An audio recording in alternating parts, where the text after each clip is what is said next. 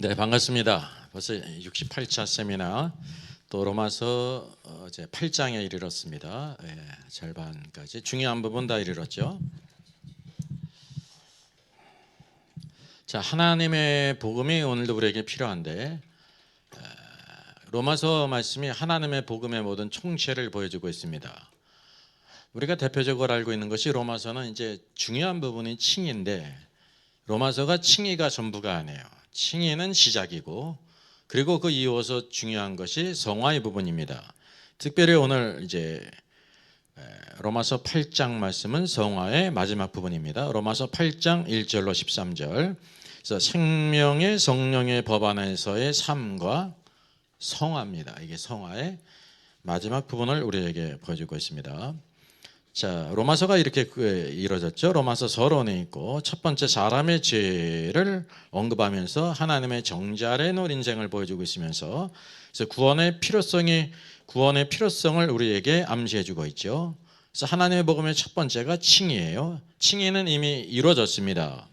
그리고 그 다음 부분이 성화인데 칭의는 한편으로 단순간에 그리스도의 십자가의 사역을 통해서 우리에게 이루어졌습니다. 그래서 이미 이루어졌고 그 다음에 성화의 부분입니다.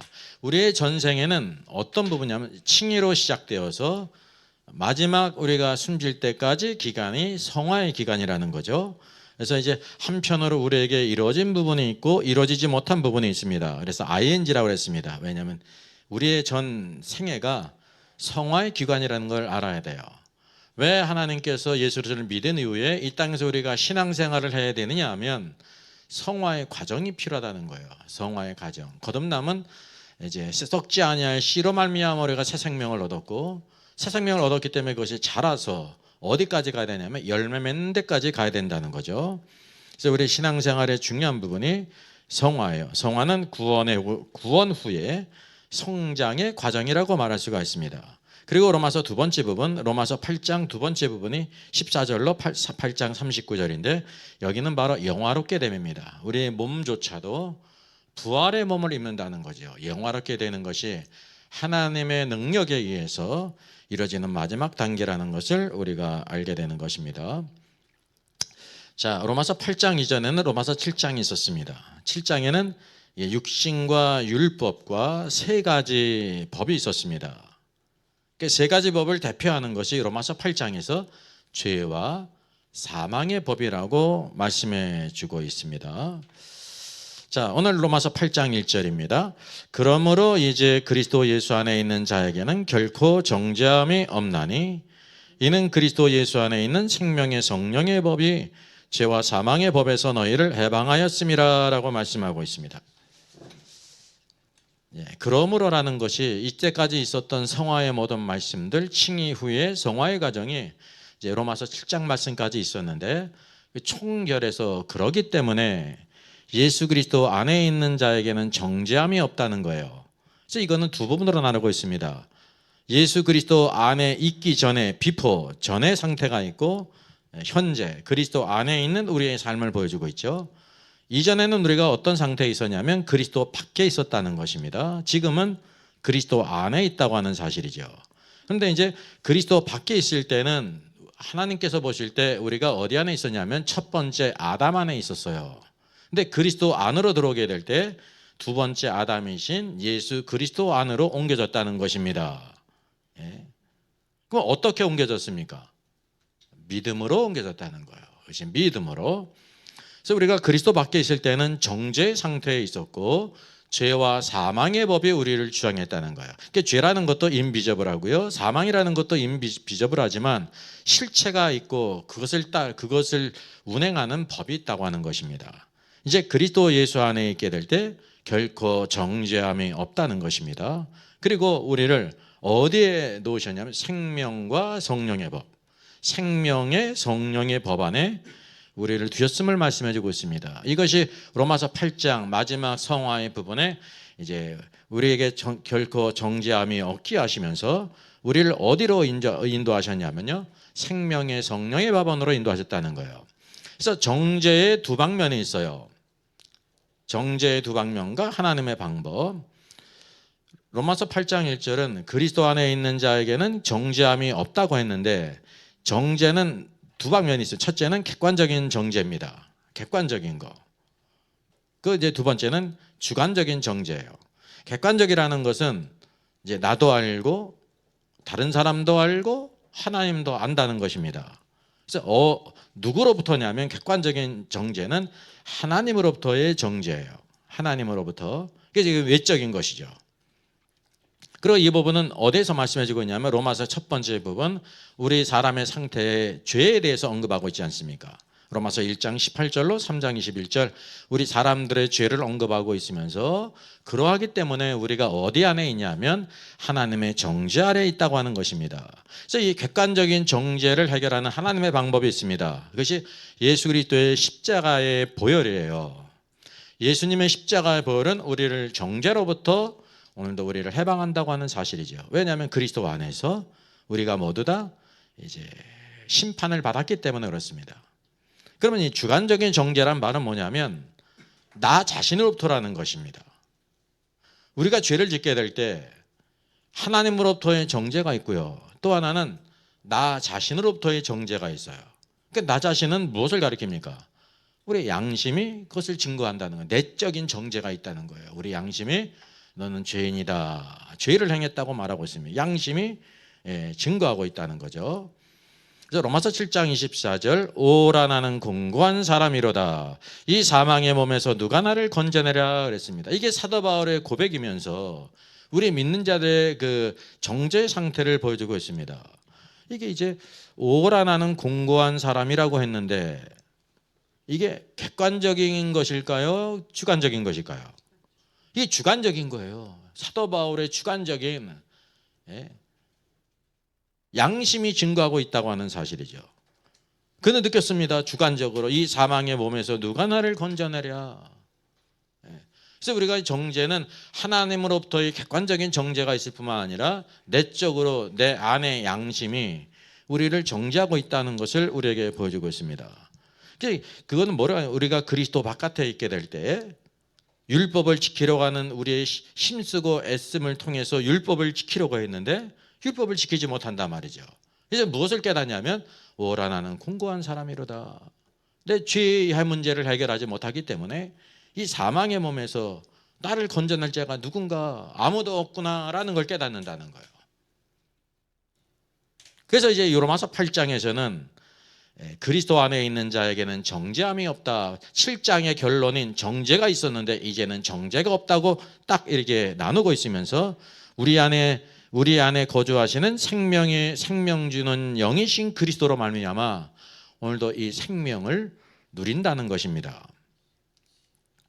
자, 그래서 로마서 7장과 8장의 상관관계를 우리가 알아야 되죠. 로마서 7장은 육신 안에 법을 가리키고 있죠. 여기에 이제 육신 안에 율법과 육신의 법이 있을 뿐만 아니라 세 가지 법이 있었어요.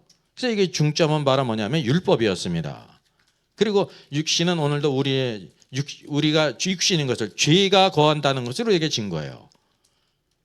그래서 육신 안의 법은 우리가 그 법 안에 정죄가 있기 때문에 속박을 가져옵니다. 오늘 보는 로마서 8장의 말씀은 생명의 성령의 법을 언급하시는데 여기에 중요한 단어가 생명과 성령이에요. 생명과 성령을 동시에 언급하고 있습니다. 그리고 여기서 중요한 것은 영을 언급하는데 이 영은 사람의 영을 가리킵니다. 그래서 오늘도 우리가 생명의 성령의 법이 우리를 모든 속박에서 해방을 가져왔다라고 말씀하고 있습니다. 죄와 사망의 법으로부터 우리를 해방했다고 선언하고 있는 것입니다. 자, 다시 로마서 8장 1절을 보게 되면 그러므로 이제 그리스도 예수 안에 있는 자에게는 결코 정죄함이 없다라고 말씀하고 있으면서 2절, 이는 그 까닭은 그리스도 예수 안에 있는 생명의 성령의 법이 죄와 사망의 법에서 너를 해방하였음이라라고 말씀하고 있어요. 로마서 7장은 죄와 사망의 법을 우리에게 언급하고 있습니다. 그게 정죄가 있고 속박이 있죠. 이게 육신 안의 법이었어요. 우리가 이전에 첫사람 아담 안에 있을 때의 상태를 가리키고 있습니다. 그때는 그리스도 밖에 있었다고 하는 사실이죠. 그러나 이제 로마서 8장에 이르서는 우리가 그리스도 안에 있다고 하는 것을 말씀해 주고 있어요. 이게 바로 믿음으로 하나님 보실 때 이동한 거예요. 이전에는 우리가 그리스도 밖에 있었는데 그리스도 안으로 들어왔죠. 그래서 이제 정죄가 없다는 것이에요. 믿음으로 들어왔다는 것입니다. 그래서 그리스도 예수 안에서 믿음으로 들어왔음을 우리에게 보여주고 있고, 현재의 모든 삶은 생명의 성령의 법 안에 우리를 두셨다는 것을 보게 됩니다. 그래서 여기 세 가지 요소를 보게 되죠. 첫째가 생명이고, 둘째가 성령이고, 셋째가 법이에요. 이 생명은 무엇입니까? 우리 사람의 생명을 가리키는 것입니다. 성경에서 언급하고 있는 생명은 이제 우리 사람의 생명을 가리키고 있는 게 아니에요. 로마에 있던 어떤 성도들이 예수를 믿지 않을 때도 살아 있었다니까요. 근데 여기서 그들에게 생명의 성령의 법 안에 있게 하시는데, 이 생명은 조의 생명, 하나님의 생명, 영원한 생명을 가리킵니다. 그래서 첫 번째 우리가 큰 대지로 보여야 될 것이 로마서 7장 죄의 법과 하나님의 법을 언급하고 있으면서 로마서 8장에서는 생명의 성령의 법을 언급합니다. 이게 두 가지 법이 있다는 걸 우리가 알게 되죠. 죄와 사망의 법과 하나님의 법이 있고, 로마서 7장까지는 8장으로부터는 생명의 성령의 법이 있어요. 로마서 7장 25절은 그런즉 내 자신이 마음으로는 하나님의 법을, 육신으로는 죄의 법을 섬긴다 그랬습니다. 두 가지 법이 있잖아요. 하나님의 법이 있고 죄의 법이 있어요. 하나님의 법은 무엇을 가리키냐면 율법에 나타났는데, 율법은 의롭고 선하고 거룩하고 영적이라는 것입니다. 그런데 죄의 법이 언급되지 않습니까? 내 육신으로는 죄의 법을 섬긴다 그랬어요. 오늘 우리의 몸이 있잖아요. 몸. 근데 이것이 육신이 됐다는 거죠. 죄로 오염된 몸이 육신을 가리켜요. 이 육신은 죄의 법에 질 수밖에 없다는 것을 말하고 있습니다. 죄의 법이 가장 강하다고 하는 사실입니다. 그리고 두 번째 언급한 것은 마음의 법이 있어요. 마음의 법은 우리의 혼 안에 있다는 거죠. 근데 우리의 마음의 법은 율법으로 인해서 우리가 약하고 무력하다는 사실입니다. 이제 가장 강하게 역사하는 것이 죄의 법이라고 하는 사실이에요. 그런데 이제 그리스도 안에 있게 될 때 생명의 성령의 법 안에 두셨다는 것을 말씀해 주죠. 그래서 이게 생명의 성령의 법은 세 가지 요소가 있어요. 생명과 성령과 법이라고 하는 사실이죠. 여기에는 우리 영 안에 있다는 것을 알게 돼요. 이게 마음의 법은 우리 율법을 주셨잖아요. 우리 바깥에 하나님의 법을, 율법을 주셨다니까요. 하나님께서 우리에게 마음의 법을 주셨죠. 어디에 주셨어요? 우리 혼 안에 주셨다는 것입니다. 근데 우리가 몸이 육신이 됐기 때문에 우리가 육신이 어떤 법을 이기지를 못해요. 죄의 법을 이기지 못한다는 거예요. 죄의 법을. 그래서 오늘도 생명의 성령의 법 안에서, 생명의 성령의 법 안에서 우리가 영 안에 있다고 하는 것을 우리가 알게 돼요. 생명의 성령의 법은 우리 혼 안에 있는 것도 아니고 몸 안에 있는 것도 아니고 우리 영 안에 있다고 하는 사실이죠. 그래서 우리를 죄와 사망의 법에서 해방해서 생명의 성령의 법 안에서 누리게 하셨다고 하는 사실입니다. 자, 그러면 로마서 8장과 대비되어지는 7장에 무엇이 중점적으로 나왔냐면요, 죄와 사망의 법이에요. 그럼 죄란 무엇인가라는 것을 우리가 알아야 될 필요가 있습니다. 이 죄는 창세기 1장, 2장 하나님의 창조 때에는 죄가 없었습니다. 여러분, 이 죄는 하나님의 창조의 작품이 아니에요. 전혀 상관이 없죠. 창세기 3장을 보게 되면 이 죄가 누구를 통해 들어오냐면 뱀을 통하여 사람에게 죄가 들어왔다는 것입니다. 이 뱀이 옛뱀, 마귀, 사단, 마귀를 가리키는 거거든요. 죄의 근원은 마귀고, 그래서 뱀을 통해서 또 여자를 통해서 우리에게 돌아왔다는, 이게 사람의 타락이죠. 그래서 로마서 7장 22절, 20절 만일 내가 원하지 아니하는 그것을 하면 이를 행하는 자는 내가 아니요 내 속에 거하는 죄니라 그랬어요. 그럼 죄를 지었어요? 죄를 지었어요. 누가 지은 거예요? 내가 지은 거예요, 내가. 근데 이거를 정확하게 그 죄의 근원이 어디냐면 분명히 나인데 내 속에 거하는 죄라는 것을 언급하고 있는 거예요. 죄가 뭐가 됐어요? 우리 안에 우리 인격이 됐다는 거예요. 죄를 이길 육신이 없어요. 우리가 연약하기 때문에. 그래서 이 죄란 말은 뭐냐면요, 우리 안에 거하는 사단의 생명이에요. 사단의 생명이 죄라는 거죠. 그래서 성화의 과정은 사단과의 싸움이 아니에요. 직접적으로 죄와의 싸움이에요. 근데 죄는 사단으로부터 왔기 때문에, 사단의 생명이기 때문에 간접적으로 누구와의 싸움이냐면 사단과의 싸움, 직접적으로는 뭐와의 싸움이에요? 죄와의 싸움이라는 걸 우리가 알아야 되는 것입니다. 성화의 전 과정은 오늘도 하나님의 말씀, 성령을 따라 살 것인지 아니면 죄를 따라 살 것인지, 그 내가 결정하는 거예요. 내가. 네. 로마서 7장 21절도 이렇게 말합니다. 그러므로 내가 한 법을 깨달았노니 선을 행하기 원하는 나에게 악이 함께 있는 것이라 그랬어요. 우리 안에 뭐가 있어요? 악이 있어요. 악. 이 악과 죄는 다 누구를 가리키는 거예요? 사단으로부터 온 것을 가리키고 있습니다. 그러니까 우스꽝스러운 질문인지 모르겠는데 뭐 어떻게 보게 되면요, 어떤 그 주제 그 설교들이 있냐면 왜 하나님이 사단을 만들었느냐? 왜 하나님이 사단을 만들었느냐라는 그 이제 의문을 갖고 막 그걸 이제 추적하는 그 말씀들이 많이 있더라고요. 그러면 하나님께서 사단을 만드셨습니까? 사단이 된 거예요. 누가? 천사가, 루시퍼가 사단이 된 거예요.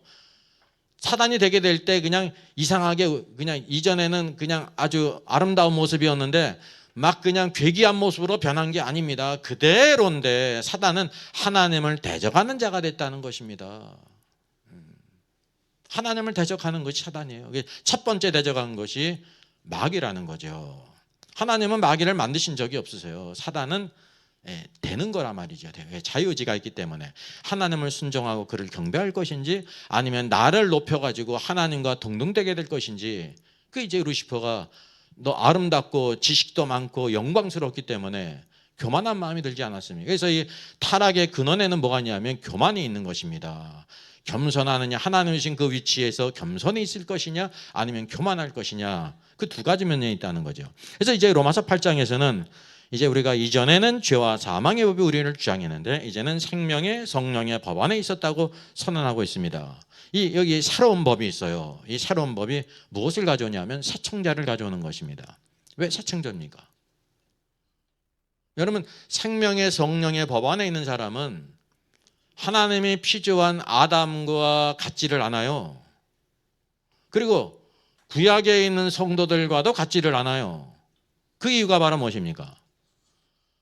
예수 그리스도께서 십자가의 보혈로 우리의 죄를 대신 지시고 우리의 모든 죄를 담당하셨을 뿐만 아니라 요한복음 19장을 보게 되면 피가 나올 뿐만 아니라 물이 나왔잖아요. 피는 우리의 구속을 위한 것이고 물은 생명을 주시기 위함입니다. 로마서 8장에도 뭐에 대한 것입니까? 생명의 성령의 법. 이 생명의 주제가 여러분 가장 중요한 것입니다. 결론은 뭐냐면 우리에게 생명을 주시는 거예요. 생명을 주시기 위해서 뭐가 필요했냐면 죄의 그 사함이 필요하다는 거죠. 죄의 문제를 해결해야 되잖아요. 그래서 피가 먼저 나오고 그 다음에 물의 문제, 생명의 문제가 나온다는 것입니다.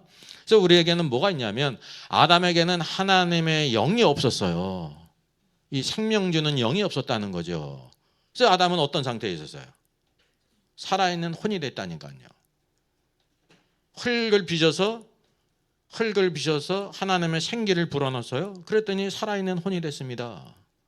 근데 여기 오늘도 구속함을 받는 우리 성도들은 생명의 성령의 법 안에 있는데 모든 것이 다 똑같은데 위치적으로는 그리스도 안으로 들어갔을 뿐만 아니라 그리스도 안에 있는 모든 사람에게는 뭐를 줬으면 생명의 성령을 우리에게 주셨단 말이죠. 성령님이 우리 안에 계셔서 하나님의 생명이 우리 안에 있다는 것을 보여주고 있습니다. 이것이 바로 새 창조입니다. 고린도후서 5장 17절은 그리스도 안에 있으면 누구든지 그리스도 안에 있으면 새로운 피조물이라. 새로운 피조물이 바로 뭐냐면 무엇이 있었다는 거예요? 새로운 창조가 있었다는 거예요. 새로운 창조가 있었기 때문에 새로운 피조물, 이제 하나님의 영이 우리 죄를 사하실 뿐만 아니라 하나님의 생명의 영이 우리 안에 거하신다고 하는 사실입니다. 우리 안에. 구약에는 성령님이 어디에 계셨어요? 삼손 위에 있었다는 거. 위에 엘리사 위에, 엘리야 위에 있었던 그 하나님의 영이 엘리사 위에 있었죠. 그래서 뭐로 예표됐습니까? 엘리야가 엘리사에게 뭐를 남겨줬어요? 엘리야의 겉옷을 남겨줬습니다. 엘리야의 겉옷을 남겨준 것은 뭐냐면 엘리야와 함께 하셨던 성령의 능력이 이제 누구와 함께 있는 거예요? 엘리사에게 있었던 겉옷으로 예표되는 것입니다. 그러나 신약은 하나님의 영이 우리 안에 있어서 우리의 생명이 되심으로 이제 구약과 신약은 전혀 다르잖아요. 그래서 우리는 하나님의 자녀예요. 구약에서 하나님의 백성들이 하나님의 자녀라고 부릅니까? 안 부릅니까? 부를 수가 없습니다. 그냥 하나님의 백성이지. 근데 우리는 하나님의 생명이 우리 안에 거하셨기 때문에 하나님의 자녀가 되는 권세를 주시고, 예수님께서도 제 아들에게 기도를 가르치실 때 첫 번째 가르치신 기도가 있습니다. 하늘에 계신 우리 아버지요, 하늘에 계신 하나님이 이제는 너희의 아버지다. 주님이 부활하신 후에도 내 아버지, 너희 아버지, 그리고 내 형제들의 제자들을 내 형제라고 부르셨습니다. 이게 생명 안의 하나라는 것을 보여주고 있습니다. 그래서 성육신, 하나님이 사람이 되셔서 십자가로 말미암아 구속의 역사를 이루시고, 그런 이후에 부활하심으로 인해서 우리에게 생명 주시는 영이 되었습니다. 성령님이 오늘도 우리에게 생명을 주시는 영이라는 것입니다. 그래서 네 가지 법의 각 방면들이 있어요. 네 가지 법이 있죠. 첫 번째, 우리 사람은 영과 혼과 몸으로 이루어졌어요. 바깥부터 우리 바깥에는 하나님께서 철저히 어떤 법을 주셨습니까? 하나님의 법을 주셨어요. 그게 율법이지 않습니까? 율법이 어디에 있어요? 밖에 있죠. 율법이 밖에 있었어요. 또 두 번째는 마음의 법이 있었습니다. 마음의 법. 마음의 법은 어디에 주셨냐면 우리 혼안에 주셨다고 하는 거죠. 우리 혼안에 하나님의 법을 따르고자 하는 선한 것이 있어요. 근데 하나님의 말씀을 지켜요, 못 지켜요? 못 지켜요. 왜 그러냐면 육신으로 말미암아, 죄로 말미암은 육신으로 말미암아 연약하기 때문에, 우리가 연약하기 때문에 하나님의 법을 따르지 못한다는 것입니다. 결과적으로. 그리고 죄의 법에 있다고 그랬어요. 이 죄의 법은 어디 안에 있습니까? 육신 안에 있는 것입니다. 육신. 죄를 뭐라고 얘기했냐면 사단으로부터 온 생명이라는 거예요. 사단의 생명이에요, 죄는. 죄를 따라 살면 누가 기뻐하냐면 사단이 기뻐해요. 근데 우리가 영을 따라 살면 누가 기뻐해요? 성령님이 기뻐하시고 하나님이 기뻐한다는 거죠. 이제 로마서 8장에서는 우리에게 새로운 법을 주셨는데 생명의 성령의 법을 주셨습니다. 그러면 이 생명의 성령의 법을 어디에 두셨을까요? 몸에 주셨을까요? 혼에 주셨을까요? 영 안에 두셨을까요? 영 안에 두시죠. 영은 영으로 통한다니까요. 생명의 성령의 법은 어디 안에 두신 거냐면 우리 영 안에 주셨다고 하는 사실입니다. 그래서 우리가 뭐 하는 것이 필요하냐면요, 하나님의 주신 말씀으로 하나님의 말씀을 의지해서 사고하는 것이 필요해요. 이거를 이제 박윤선 박사님의 경우는 계시 의존적 사고라고 불렀죠. 우리가 생각을 해야 되는, 생각을 잘해야 되는 것입니다. 구원받은 사람은 우리에게 모든 한 것이 하나님 말씀에 근거해서 하나님의 선하고 온전하시고 기뻐하신 뜻이 무엇인지를 잘 분별해야 되는 것이, 생각을 잘해야 된단 말이죠. 무엇을 어떻게? 하나님의 말씀을 근거로 해서 합당하게, 이게 영이 이끌어야 된다는 것입니다. 혼이 영을 따라가야 된다는 거, 영을. 그러게 될 때 우리가 합당한 삶을 살아갈 수 있음을 우리에게 보여주고 있습니다. 그래서 우리가 사람 안에 새 생명이 있는데 몸이 있고 혼이 있고 영이 있지 않습니까? 근데 이것이 무엇과 이제 비슷하냐면 에덴 동산 안에 새 생명이 있었죠. 누가 계셨어요? 하나님이 무엇으로 계시됐어요? 생명나무로. 생명나무는 하나님을 계시하는 거예요. 또 누가 있었어요? 사람이 있었죠. 사람은 피조된 사람입니다. 피조된 사람은 성경에서 뭐라고 부르고 있습니까? 살아있는 혼이 됐다 그랬죠. 우리 개역개정에서 이제 생명이라고 말하고 있는데 고린도전서 15장에 생명은 완전히 오역이에요. 살아있는 혼입니다. 혼과 영을 하나로 보기 때문에 그냥 영혼이라고 그러지도 않고 살아있는 영이라고 말했다면 살아있는 혼입니다. 그럼 뭐가 있었냐면 선악을 알게 하는 나무가 있었습니다. 겉으로 볼 때 선악을 아는 것은 좋은 것이죠. 무엇을 안다는 건 좋은 거잖아요. 근데 그것을 먹으면 어떻게 된다고 말씀하세요? 정령 죽으리라. 죽음을 가져와요. 그래서 이 선악을 알게 하는 나무는 무슨 나무라고 불리면 좋습니까? 실체가 사막나무예요. 사막나무. 생명나무는 이름도 생명이고 먹어서 생명을 얻어. 근데 선악을 알게 하는 나무는 선악을 아는 것은 좋은 것 같은데 우리가 볼 때 그걸 먹으면 죽는다는 것입니다. 이 사망입니다. 이 사망은 누구로부터 오는 거냐면 사단으로부터 오는 것입니다. 자, 하나님의 계획 가운데 선악을 알게 하는 나무는 보이지 않는 영적인 대적인 사단을 우리에게 보여주고 있는 것이고, 생명나무는 하나님으로부터 오는 생명을 우리에게 눈에 보이게 보여주신 것입니다. 그래서 우리 안에 이 세 가지 싸움이 있어요. 우리가 이제 생명나무를 취할 것인지, 하나님을 따를 것인지, 선악을 알게 하는 나무를 따를 것인지. 그거 먹으면 어떻게 되는 거예요? 죽는 겁니다. 사단이 온 것은, 도적이 오는 것은 죽이고 멸망시키는 것이거든요.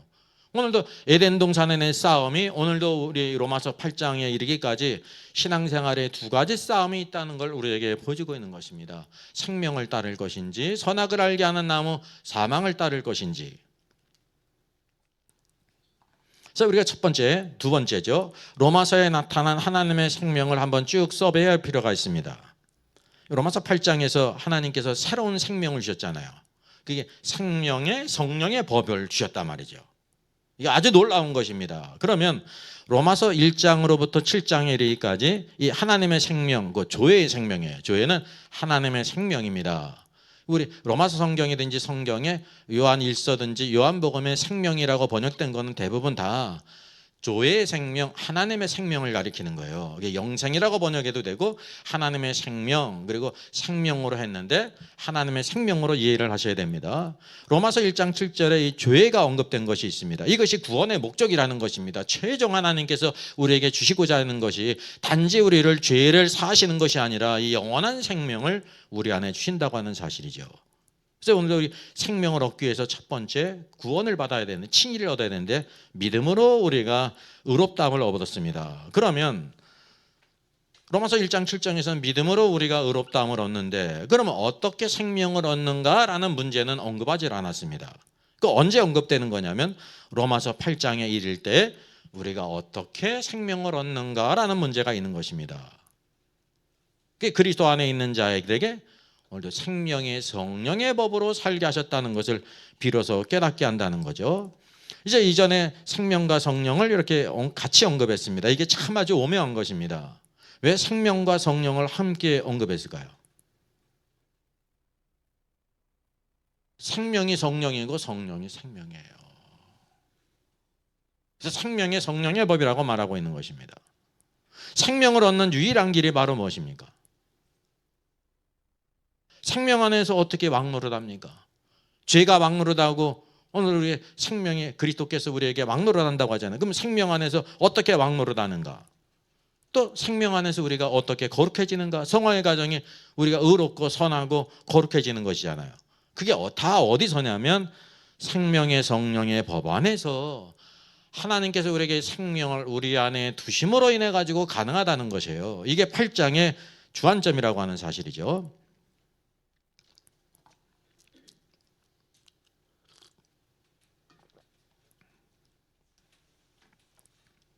자, 그러면 로마서 1장부터 7장에 이르기까지 이 하나님의 생명이 어떻게 나타나는 줄 우리가 쭉 이렇게 이제 써볼 필요가 있습니다. 이 생명은 생명으로 번역됐는데 헬라어가 조에예요. 조에는 하나님의 생명, 영생 그렇게 번역될 수 있어요. 첫째가 언제냐면 로마서 1장 17절입니다. 오직 의인은 믿음으로 말미암아 살리라.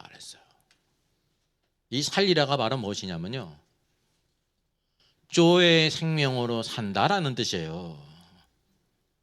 우리가 이걸 잘못 이해를 하면 오직 의인은 믿음으로 말미암아 이제 구원받는다라는 뜻으로 생각할 수가 있는데, 그와 일치되는 부분이 있고 구원받는다는 것으로 이제 설명할 수 없는 부분이 있으면 이게 살리라는 거예요. 조의 생명, 하나님의 생명으로 산다 그런 뜻입니다. 그래서 이 살리라는 것이 두 가지 뜻이 있대잖아요. 단회적으로 우리가 생명을 얻었다, 첫 번째 생명을 얻은 것이 구원을 얻었다고 표현할 수가 있는데, 근데 이 생명으로 이 말씀은 계속 살아야 된다라는 걸 가리키고 있는 거예요. 우리가 구원받은 이후부터 이 세상을 떠날 때까지 이 생명, 조의 생명으로 살라는 것입니다. 근데 우리가 신앙생활에 하나님의 생명은 하나님의 말씀을 따르고 성령을 따르는데 우리의 생각이 어떻습니까? 그걸 싫어하잖아요. 내 뜻대로 살 때가 있잖아요. 이게 하나님의 최종 목적이에요.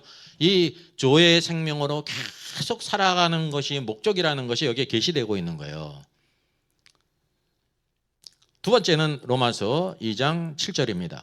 참고 선을 행하여 영광과 존귀와 썩지 아니함을 구하는 자에게는 영광을, 생명을 영생으로 하시고 그랬습니다. 영생이 이제 잘 번역이 됐죠. 여기 킹제임스 성경도 어떻게 번역됐습니까? Immortality, Eternal Life라고 그랬거든요. 영원한 생명. 이 생명이 바로 조의 생명이에요. 그래서 확실하게 하기 위해서 이제 영원하다는 단어를 이제 이렇게 덧붙였죠. 그래서 하나님의 목적이 뭐냐면 우리에게 영원한 생명을 주시기 위한 것임을 우리에게 보여주고 있습니다. 그래서 셋째, 로마서 5장 10절이에요. 더욱 그의 살아나심으로 말미암아 구원을 받을 것이니라 그랬습니다. 그의 살아나심은 이제 예수님의 부활을 가리키지 않습니까? 근데 이것이 이제 잘 뜻이 명확하지를 않습니다. 여기 킹제임스 성경은 뭐라고 번역했습니까? We shall be saved by his life 그랬어요. 살아나심을 뭐라고 번역했어요? 그의 생명으로. 그의 생명. 명사예요 원래 헬라어가. 근데 이제 우리말은 이렇게 쭉 번역하게 될 때 살아나셨다라는 걸로 이렇게 번역을 했단 말이죠. 이렇게 헬라어들을 봐도 그렇습니다. 헬라어 n이 있잖아요. n이 영어의 in이에요. in. 이 ten은 이제 정관사고요. 그다음에 뭐가 있습니까? 조회가 있어요. 조회가 명사잖아요. 하나님의 생명, 영생, 영원한 생명. 아우트는 그의라는 뜻이에요. 그의 생명 안에서라는 뜻이란 말이죠. 그의 생명, 그의 영원한 생명 안에서 어떻게 됐다는 거예요? 구원을 받은 것이라 그랬어요. 그 뜻이 약간 틀리지 않습니까? 원문은 더 구체적이라는 거죠. 이거는 이제 킹제임스 성경이 원문을 그대로 이렇게 번역한 것입니다. 그의 생명, 영원한 생명 안에서. 킹제임스 성경도 조의 생명이라는 게 영어에 없지 않습니까? 그냥 라이프로 번역했는데 이게 오해할 수가 있죠. 영원한 생명, 하나님의 생명을 가리키는 거예요. 그의 생명, 영원한 생명 안에서 우리가 구원을 받았다는 것을 말씀하고 있습니다. 그래서 여기 영원한 생명을 여기 5장 10절에서 언급하고 있습니다. 그 다음에 네 번째예요. 5장 17절입니다. 5장 17절에 나타난 하나님의 생명이 있습니다. 한 사람의 범죄로 말미암아 사망이 그 한 사람을 통하여 왕노릇하였은즉, 여기 한 사람은 아담을 가리킵니다.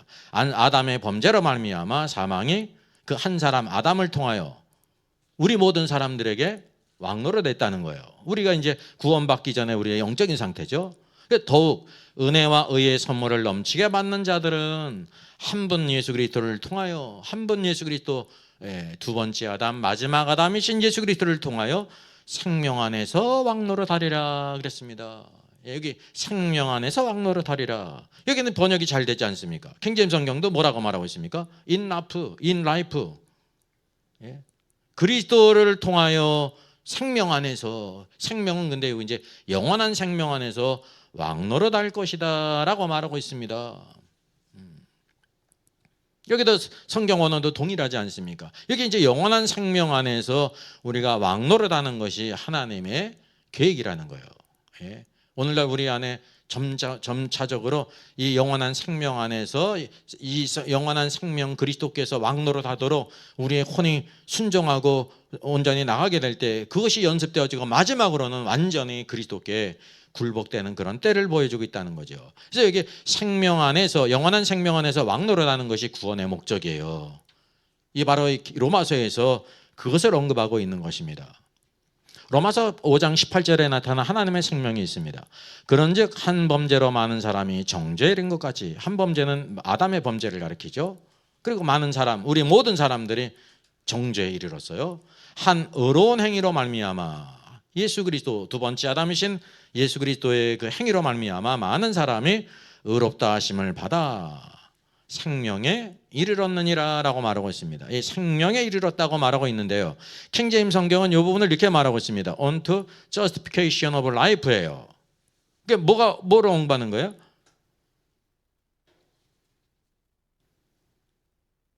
생명, 영생에 의롭다 하심에 이르렀다는 뜻이에요. 문자적으로 번역하면.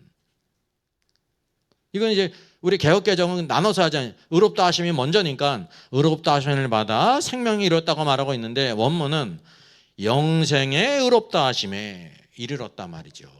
목적이 뭐라는 거예요? 영생이라는 거예요. 영생. 또 로마서 5장 21절에 나타난 하나님의 생명이 있습니다. 이는 그 까닭은 죄가 사망 안에서 왕노릇한 것 같이 은혜도 또한 의로 말미암아 왕노릇하여 우리 주 예수 그리스도로 말미암아 영생에 이르게 하려 함이라라고 말하고 있습니다. 예. 영생에 이르려 함이라라고 성경이 말씀하고 있어요. 여기도 동일한 말씀이죠. 조회가 사용됐어요. 하나님의 생명, 그리고 확실하게 언급하기 위해서 영원한 아이오니스, 영원한 생명이라고 또 다시 강조하고 있는 것입니다. 이것이 언제 이루어지는 것입니까? 예수 그리스도를 믿은 후에 완전 이루어지는 것이 이제 뒤에 이제 오늘 말씀 사실은 로마서 8장 14절로 마지막 부분 이제 영화롭게 됨이 있는데 오늘은 그 말씀을 다루질 못해요. 시간적으로.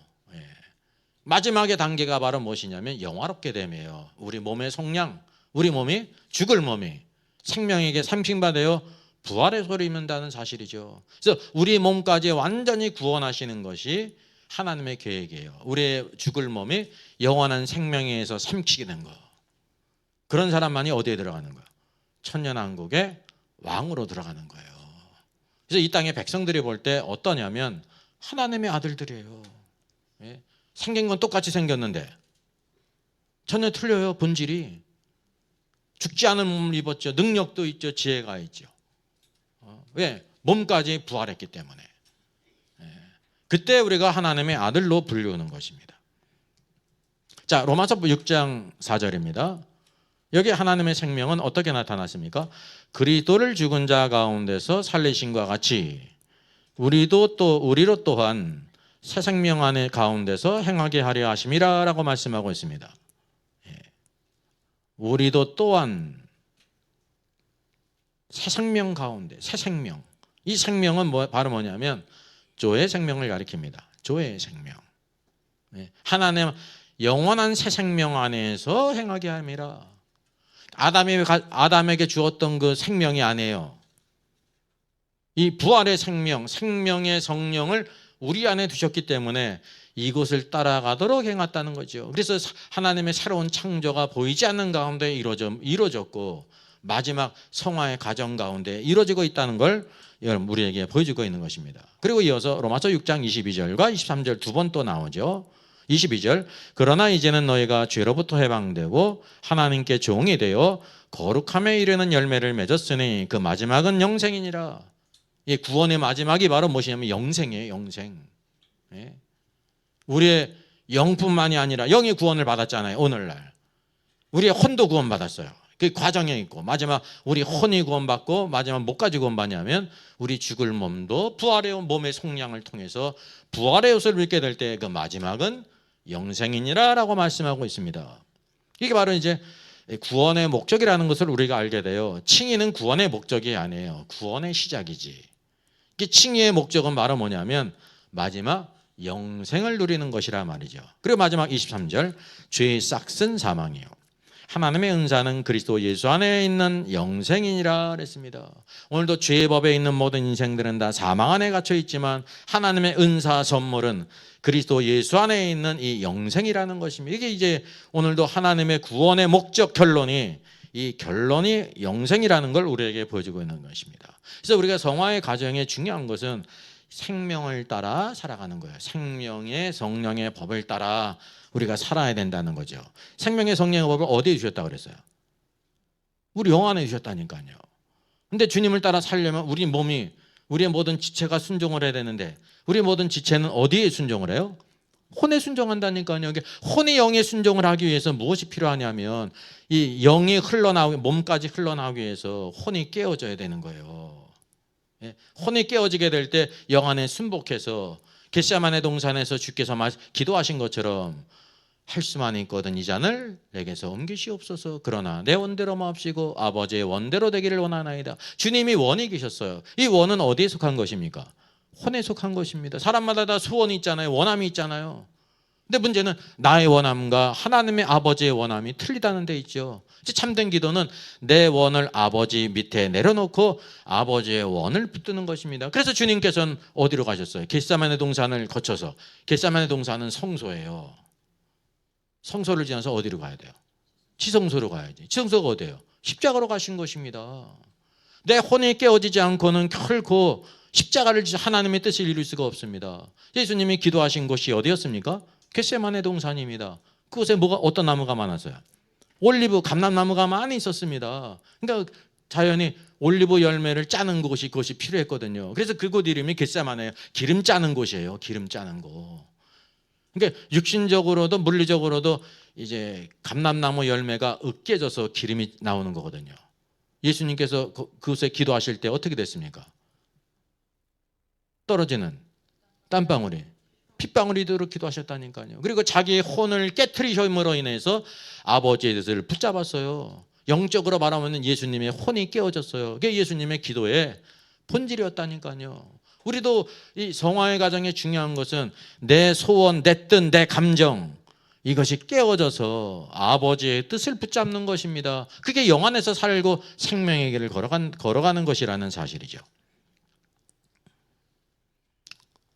자, 그런 이후에 로마서 7장에서 이와 같이 9번 나온 이후에 로마서 8장에 생명이라는 것이 나오는 거예요. 이는 그리스도 예수 안에 있는 생명의 성령의 법이 죄와 사망의 법에서 너를 해방하였음이라. 이 첫 번째 나오는 생명의 성령의 법이에요. 생명의 성령의 법. 그래서 생명이란 말은 무엇인가라는 걸 우리가 정의를 해야 되는데 생명은 뭐라는 것입니까? 성령이라는 거예요. 성령이 생명이시고. 여러분, 성령님의 가장 중요한 사역이 무엇일까요? 성령님의 사역이 바로 뭐예요? 요한복음에서 예수님께서 보혜사 성령을 보내실 거라고 하는데 보혜사 성령이 오셔서 뭘 한다고 그랬습니까? 두 가지가 있죠. 첫째, 내가 너에게 이런 말을 생각나게 하고 가르칠 것이다. 가르친다는 것이 바로 뭐예요? 그 말씀이 무슨 뜻인지를 깨닫게 하실 것이다.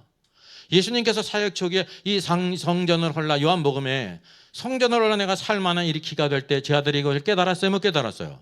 못 깨달았어요. 많은 사람들이 예수님을 이상한 사람으로 여겼다니까요. 성전은 40년 동안 진 건데 내가 어떻게 사흘 동안 일으키단 말이냐. 참 저 뻥을 쳐도 저렇게 치느냐. 이렇게 했다니까요. 근데 제 아들이 언제 깨달았어요? 이후에 예수님이 부활하신 이후에 이것은 뭐를 가리키는 거예요? 요한도 예수님의 성전된 몸을 다시 살아나신다는 것을 깨달았단 말이죠. 성령의 중요한 사역은 우리의 생명이 되셔서 합당하게 생각하고 깨닫고 깨달음으로 바로 행하게 하시는 거예요. 우리가 생각하는 성령의 사역과 전혀 뜻이 틀리다니까요. 그래서 성령은 우리 안에 생명이 되시는 거예요. 생명. 성장하는 데 제일 중요한 게 바로 무엇입니까? 생명입니다. 생명. 하나님의 생명.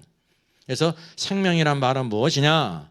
이제 성령이라는 것입니다. 성령이 우리 안에 들어오실 때 뭐가 되시냐면 우리의 생명이 되시는 거예요.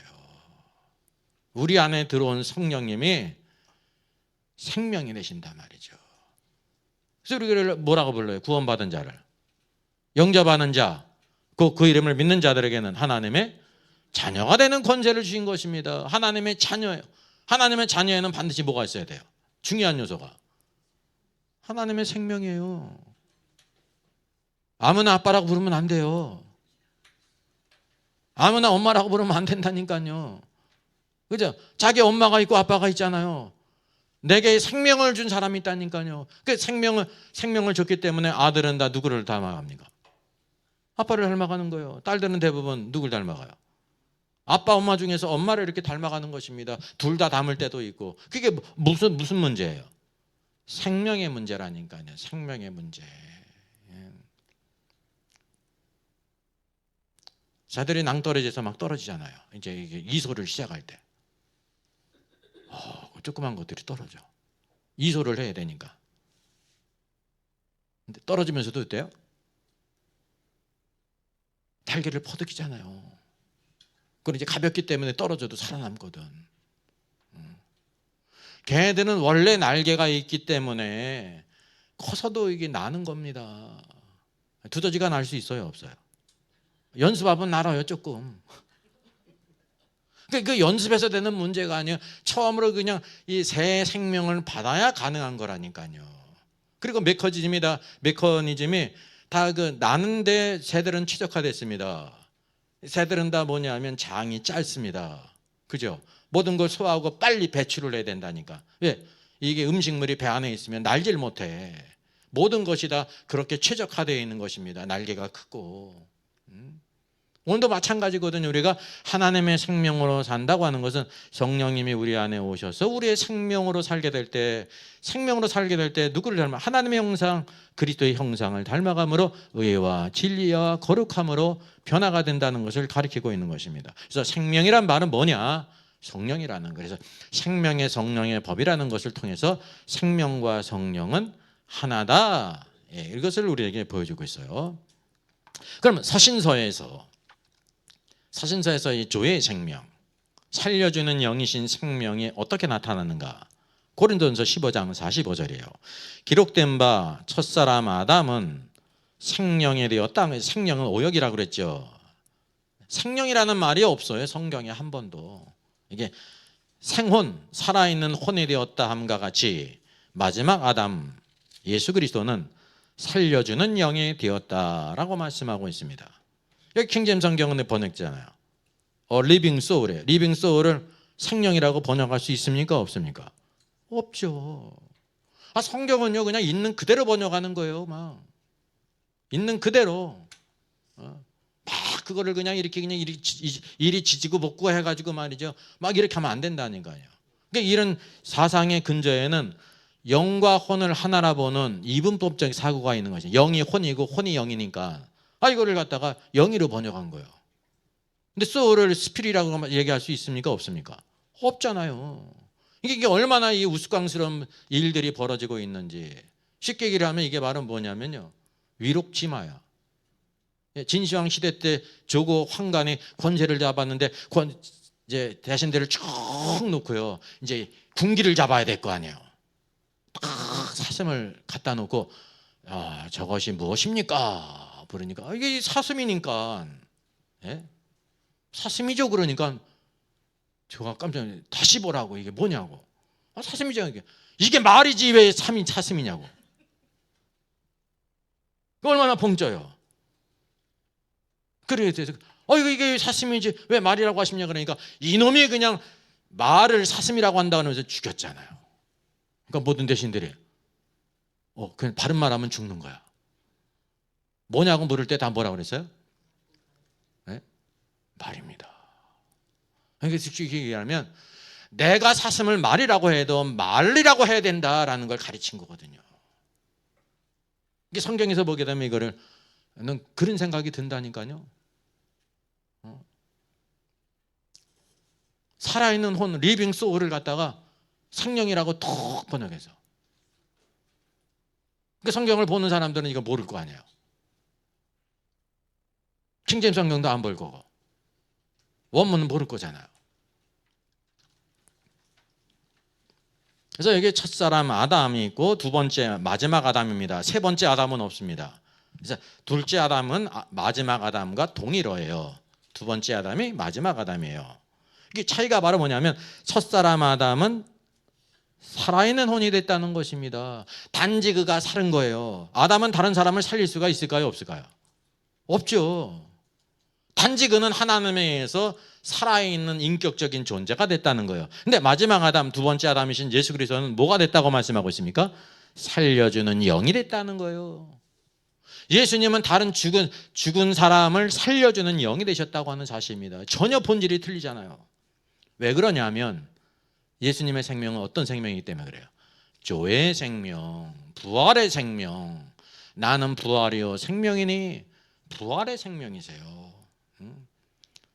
오늘도 하나님께서 주시는 선물이 바로 이것이라는 걸 우리가 알게 되는 것입니다. 그러면 복음서에서는 이 생명이 어떻게 언급됐는가? 요한복음 6장 63절입니다. 이제 예수님께서 오병이의 이적을 행하신 이후에 예수님께서 하늘에서 내려온 살아있는 떡이라는 걸 말씀하시니까 이제 요한복음 6장이 길어요. 긴 가운데 뭐를 말씀하시냐면 살리는 것은 영이니 육은 무익하니라. 내가 너에게 이른 말은 영이요 생명이라 그랬습니다. 살리는 것이 영이라는 거예요. 지금 많은 사람들은 뭐를 보고 깜짝 놀랐습니까? 떡 5개 물고기 2마리로 예수님께서 5,000명 되는 무리들 다 먹이신 것에 깜짝 놀랐잖아요. 근데 살리는 것은 영이라는 거예요. 떡이 사람을 살리지 못한다는 거예요. 예수님이 그래서 하늘에서 내려온 살아있는 떡, 그것을 언급하는 것입니다. 예수님이 내가 너에게 이른 말이 영이요 생명이라. 예수님의 말씀이고 뭐예요? 영이요 생명이라는 거예요. 이 세 가지가 하나예요. 예수님의 말씀은 영이면서 뭐라요? 생명이라는 것입니다. 오늘도 우리에게 뭐가 필요? 살리는 것은 영이기 때문에 말씀이 필요하고 영이 필요하고 생명이 필요하다는 거죠. 그 사람이 떡으로만 살 것이 아니요 빵으로만 살 것이 아니요 하나님의 입에서 나오는 모든 말씀으로 살 것이라 했어요. 이 말씀은 뭐기 때문에? 영이요 생명이기 때문에. 전도서 말씀에도 마찬가지 말씀하고 있죠. 너희 떡을 어디에 던지라? 많은 물에 던지라는 거예요. 그 우리가 먹는 물질적인 떡을 던지라는 말이 아닙니다. 떡을 필요한 사람 아는데 왜 물 위에 던져요? 그 어리석은 짓을 왜 합니까? 비유거든요. 오늘도 영적인 양식은 하나님의 말씀을 많은 물, 계시록 여러분 16장 17장을 보게 되면 음료가 많은 물 위에 앉아 있다고 말하고 있지 않습니까? 음료도 비유고 많은 물도 비유거든요. 음료는 누구를 가리킵니까? 로마 가톨릭. 어디에 앉아 있어요? 많은 물, 모든 민족과 백성과 언어와 사람들, 나라들, 전 세계 모든 사람이 군림하고 있잖아요. 그러니까 앉아 있다는 것은 그들을 주장하고 있다는 것을 가리키고 있습니다. 그 음행의 피에 취해가지고 많은 물로 상징된 수많은 민족들에게 모든 사람들에게 하나님의 영의 양식인 말씀, 생명의 양식을 나눠줘라 라는 것입니다. 하나님의 관점은요 영적인 것이지 육적인 것이 아닙니다. 육적인 것이. 선한 사마리아 사람의 비유에 이제 예루살렘에서 여리고로 내려가다가 이제 강도를 만난 자, 제사장도 그냥 지나가고 레인도 그냥 지나가지 않았습니까? 근데 그러다가 여행 중에 있었던 선한 사마리아 사람이 그를 보고 불쌍히 여겨서 어떻게 해요? 포도주로 씻기고 기름을 발라서 자기 이제 짐승에 태워서 여관에 데려가요. 여관에 이제 데나리온 둘을 주면서 내가 돌아올 때까지 잘 이제 돌봐주라고 말하고 있지 않습니까? 예수님께서 이거 어려움을 당한 사람들 도와주라고 말씀하신 것입니까? 그렇게 생각하면 큰 오산입니다. 그거는 불신자들도 누구든지 다 아는 것입니다. 선한 사마리아 사람이신 예수 그리스도께서 오늘도 강도 만난 자 아무도 도와줄 수 없는데 예수님이 오셔서 그를 불쌍히 여기시고 이제 포도주로 씻기잖아요. 포도주가 뭐를 가리켜요? 예수님이 흘리신 보혈입니다. 그 기름으로 싸매요. 십자가에 죽으신 후에 누구를 보내셨어요? 성령님을 보내셨죠. 그리고 그를 짐승에 태워가지고 어디에 데려가요? 여관에 데려가요. 여관이 바로 쉬는 곳입니다. 나그네들이 쉬고 자면서 음식을 먹는 것이거든요. 이 땅에서 나그네 된 인생이 쉬면서 이제 음식을 먹는 곳이 어디입니까? 그 교회예요. 교회가 여관과 같다니까요. 먹을 것을 제공하고 편히 쉬게 하는 것입니다. 교회가 주님으로부터 뭐를 받았어요? 2데나리온을 받았어요. 1데나리온은 하루에 품삯이거든요. 그러니까 이제 이틀 동안 적어도 요거를 이제 쓸 수 있는 돈이라니까요. 그리고 주께서 말씀하시기를 내가 돌아올 때까지 만약에 부비가 더 들면 비용이 더 들면 내가 갚아줄 것이다 그랬습니다. 그러니까 주님이 뭐를 기대하세요? 주님이 주신 2데나리온 이외에 더 많은 것으로 강도 만난 자를 돌봐줄 것을 보여주고 있는 것이에요. 주님이 갚으실 것이 있는 것이 무엇입니까? 상급이에요. 상급. 만약에 주님이 2데나리온을 맡겼는데 이거를 강도 만난 자 쓰지 않고 자기가 다 먹어버렸어. 그런 일이 있을 거 아닙니까? 이 땅에 그런 일이 많잖아요. 교회도 그런 일이 있을 수가 있죠. 근데 충성된 사람은 자기의 것을 가지고 더 열심히 섬기며 언제나 비용이 더 들게 돼 있는 거예요. 비용이. 세상 일도 그렇고 교회 일도 마찬가지예요. 열심히 잘하다 보면 뭐가 더 들어요? 비용이 더 드는 거예요. 예. 그 주님께서 다시 오실 때 재림의 주님께서 갚아줄 것이 있다는 거죠. 그게 뭐냐면 우리의 이웃이 누구냐? 강도 만난 모든 사람의 이웃이 누구라는 것입니까? 선한 사마리아 사람이신 예수 그리스도다. 예수 그리스도를 거기에 증거하고 있는 것입니다. 그러니까 너도 어떻게 하라는 거예요? 사랑하라는 거죠. 예수님이 우리를 사랑하시기 때문에 우리도 어떻게 돼요? 그분을 사랑해야 되는 거예요. 사랑하는 그분을 받아들이는 것입니다. 단지 그냥 우리가 어려움을 당한 사람 몰라가지고 그거를 한 게 아니라니까요. 성경의 목적은 오직 예수 그리스도예요. 예수 그리스도가 누구시기 때문에? 생명이 되시기 때문에 말씀이 생명이고 영이라는 거죠. 하나님의 말씀은 오늘도 우리에게 영이요 생명을 주는 유일한 수단입니다. 그 생명은 무엇과 떨어질 수 없어요. 영이에요. 영. 이게 성령님은 어디에 역사하냐면 우리의 영 안에 역사하십니다. 성령님은 오늘도 우리에게 말씀하실 때 귀에 대고 말씀하시질 않아요. 왜? 성령님이 밖에 육신으로 계시면 우리 귀에 대고 말씀하실 터인데 성령님은 우리 영 안에 계시잖아요. 그럼 어디에 말씀하세요? 영에 말씀하시죠. 영에 말씀하시는 걸 우리 귀로 들을 수 있어요? 없어요? 없어요. 많은 사람들이 하나님의 음성을 듣는 법, 성령님의 음성을 듣는 거라면서 다 귀로 들으려고. 그게 얼마나 큰 착각입니까? 성령님은 오늘도 하나님의 말씀, 예수님의 말씀을 생각나게 하고 깨닫게 하세요. 이런 뜻이구나. 그래서 우리가 그분을 온전히 바로 섬기도록 한다는 것을 기억할 필요가 있습니다. 이것이 이제 서신서뿐만 아니라 복음서까지 나타난 오늘 조회예요. 조회. 하나님이 주시는 목적이 오늘도 이 조회의 생명을 많이 누리라는 거죠. 마지막 그 영생에 이르기까지 우리의 전생애가 생명의 성령의 법 안에서 변화될 것을 우리에게 보여주고 있는 것입니다. 두 번째는 첫 번째보다 좀 짧습니다. 자, 이게 두 번째 주제인데요. 로마서 8장에 나타난 하나님의 생명의 그 네 방면이 있습니다. 네 방면이. 성경을 쭉 보면서 이렇게 어떤 그 주제를 갖고 성경이 말씀하고 있는지를 찾는 게 굉장히 중요해요. 이미 우리가 첫 번째 본 것처럼 로마서 8장에서 생명의 성령의 법을 언급할 때 이것이 왜 아주 놀라운 변화인가를 잘 모르냐면 이때까지 1장부로부터 7장에 이르기까지 구원의 목적이 무엇이라는 것을 잘 구별하지 못했다는 것입니다. 칭의가 구원의 목적이 아닙니다. 시작이지. 칭의는 무엇으로 완성되는 거냐면 성화로 가는 거예요. 성화로. 그래서 성화의 과정이 굉장히 중요합니다. 그래서 거기에 이제 조회의 생명이 얼마나 언급됐는지를 우리가 알게 되는데 로마서 8장에 이르서는 조회의 생명이 나오는데 어떤 생명이 나와요?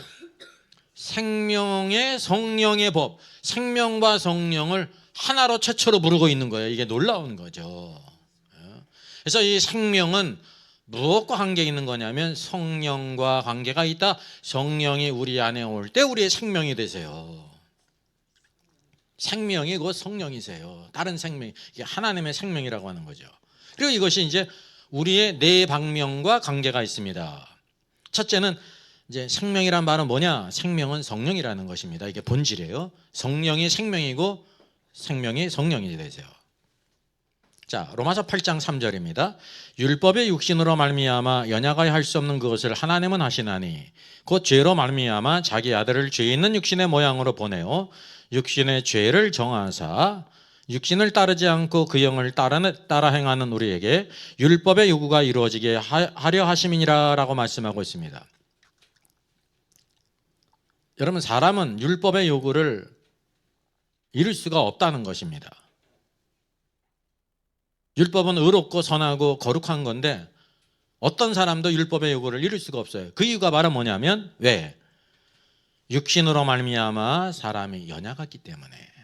육신은 하나님의 창조한 몸을 가리키는 것이 아닙니다. 그 몸이 죄로 오염된 것을 가리켜요. 그래서 육신이라고 말할 때는 죄의 몸이라는 것을 가리키는 것입니다. 로마서 3장 20절도 율법으로는 죄를 깨달음이라고 말씀하고 있습니다.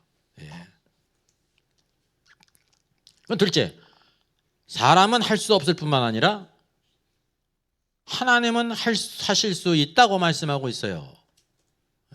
뭐를? 율법의 요구를 성취하실 수가 있다는 거죠. 그까 달리 말은 무엇입니까?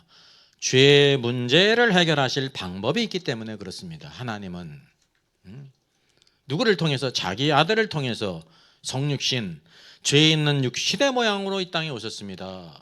여러분 이때 이게 신비가 있잖아요. 예수님이 오셨는데 예수님은 어떤 모양이세요? 죄가 있는 육신의 모양이에요. 예수님은 죄가 있으실까요? 없으실까요? 없으시잖아요. 심지어 죄를 알지도 못하는 분이라고 말하고 있습니다. 하나님이 육신이 되신 것은 죄 있는 육신의 모양으로 오신 것입니다. 우리와 같이 되셨다고 하는 거죠. 그 이유가 있습니다. 그 육신 안에 우리의 죄를 정죄하기 위해서. 육신을 따르지 않고 그 영을 따라 우리가 살도록 하셨다고 하는 사실이죠. 이런 과정을 통해서 율법의 요구를 성취하셨습니다.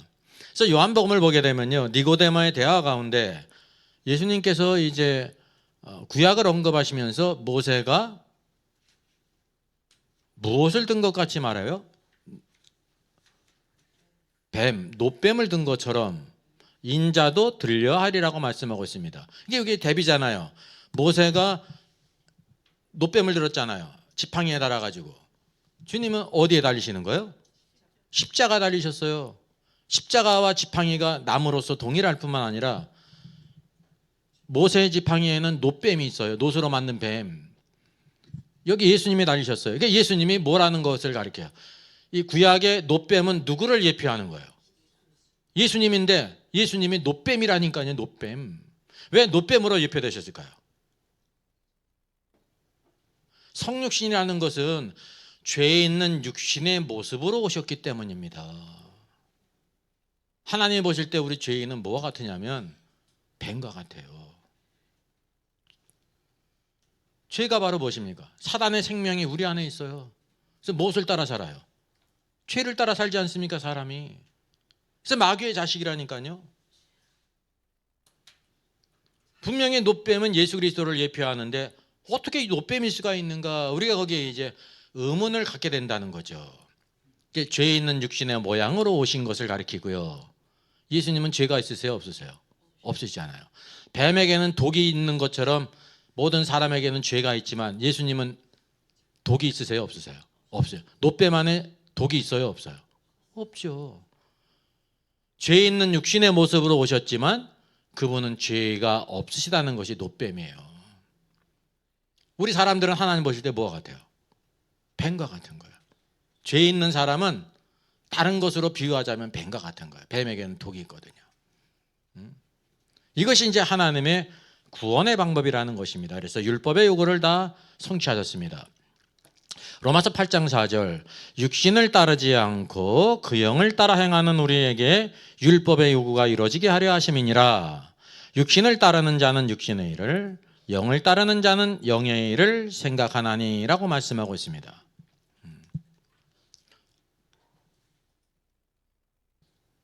여기 육신을 따르지 않고 하나님의 계획은 그 영, 성령을 따라 행하게 하려 하심이라고 말씀하고 있어요.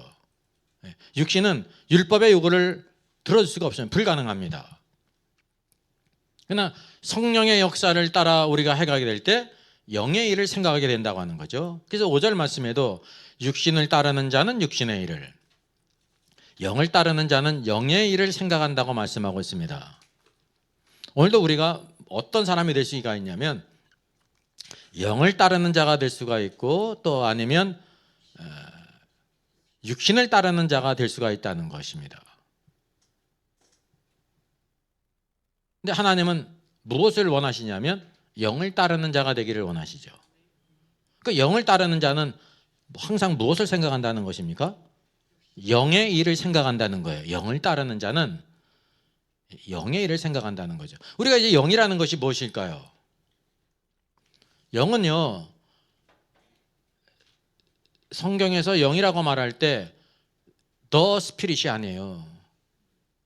the spirit은 그 영이라고 말할 때 성령님을 가리키는 거거든요. 여기 이제 정관사가 없이 그냥 스피릿입니다. 영이에요, 영.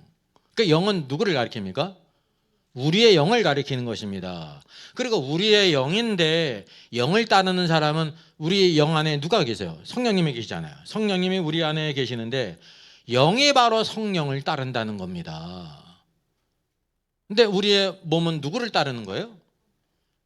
혼을 따르고 혼이 누구를 따르는? 영을 따르는 것을 가리키는 것입니다. 영에 속한 사람이라는 건 그런 의미입니다. 즉 우리의 영이 성령과 연합돼서 하나가 되게 될 때 영을 따르게 되고, 그리고 영을 따르게 될 때 영의 일을 생각한다는 사실이죠. 그래서 우리가 영의 일을 생각하는데, 이 영은 우리 홀로 있는 영이 아니라 성령과 연합된 영이에요. 영이 성령을 따르기 때문에, 혼이 영을 따르기 때문에, 또 혼이 영을 따르는 것은 그 성령을 따르는 것입니다. 그래서 여기 영은 모두 다 중요한 것이 뭐냐면, 성령님을 가리키는 게 아니라 우리 안에 있는 영, 거듭난 영, 성령을 따라 살고자 하는 그 영을 가리킨다는 거예요. 이게 신앙생활에 이게 굉장히 중요한 것입니다. 성화의 제일 중요한 부분입니다. 복음서는 예수님께서 이 땅에 오셔서 구속의 역사를 이루신 거 아닙니까? 근데 무슨 시대라고 말할 수 있어요? 아들 시대예요. 아들 시대. 구속의 역사는 예수님께서 승천하신 후에 누구를 보내셨습니까? 성령님을 보내셨죠. 예수님이 승천하신 이후에 다시 오실 때까지는 무슨 시대예요? 성령 시대예요. 성령은 누구십니까? 그리스도의 영이에요. 성령님은 우리를 위해 죽으시고 부활하시고 승천하신 그분의 영이 성령님이라니까요. 그리스도의 영이라니까요. 그 영이 오늘도 우리를 누구에로 인도합니까? 그게 그리스도께로 인도하는 거예요. 그래서 성령 시대라는 걸 우리가 알아야 되는 것입니다. 오늘 그리스도께서 누구를 통해 역사하시냐면, 그리스도의 영 성령님을 통해서 우리 영 안에 계심으로 인해서 주님의 말씀을 생각나게 하고 깨닫게 하고, 그리고 그분의 길을 걸어가게 하세요. 성령을 따라 살도록 말씀을 따라 살게 하시고, 영의 생각을 따라 생명의 생각을 따라 이렇게 살도록 하신다고 하는 사실이죠. 그래서 이 과정을 통해서 우리가 어떻게 되냐면 성화, 변화가 있는 거예요. 성화의 다른 좋은 말은요, 변화예요. 변화. 성화는 매우 거창하지 않습니까? 이제 거룩하게 되는 과정 가운데 많은 변화가 있어야 되는 것입니다. 야곱의 변에서 이스라엘이 되듯이. 여러분, 야곱이 이스라엘 되는데 얼마나 걸렸어요?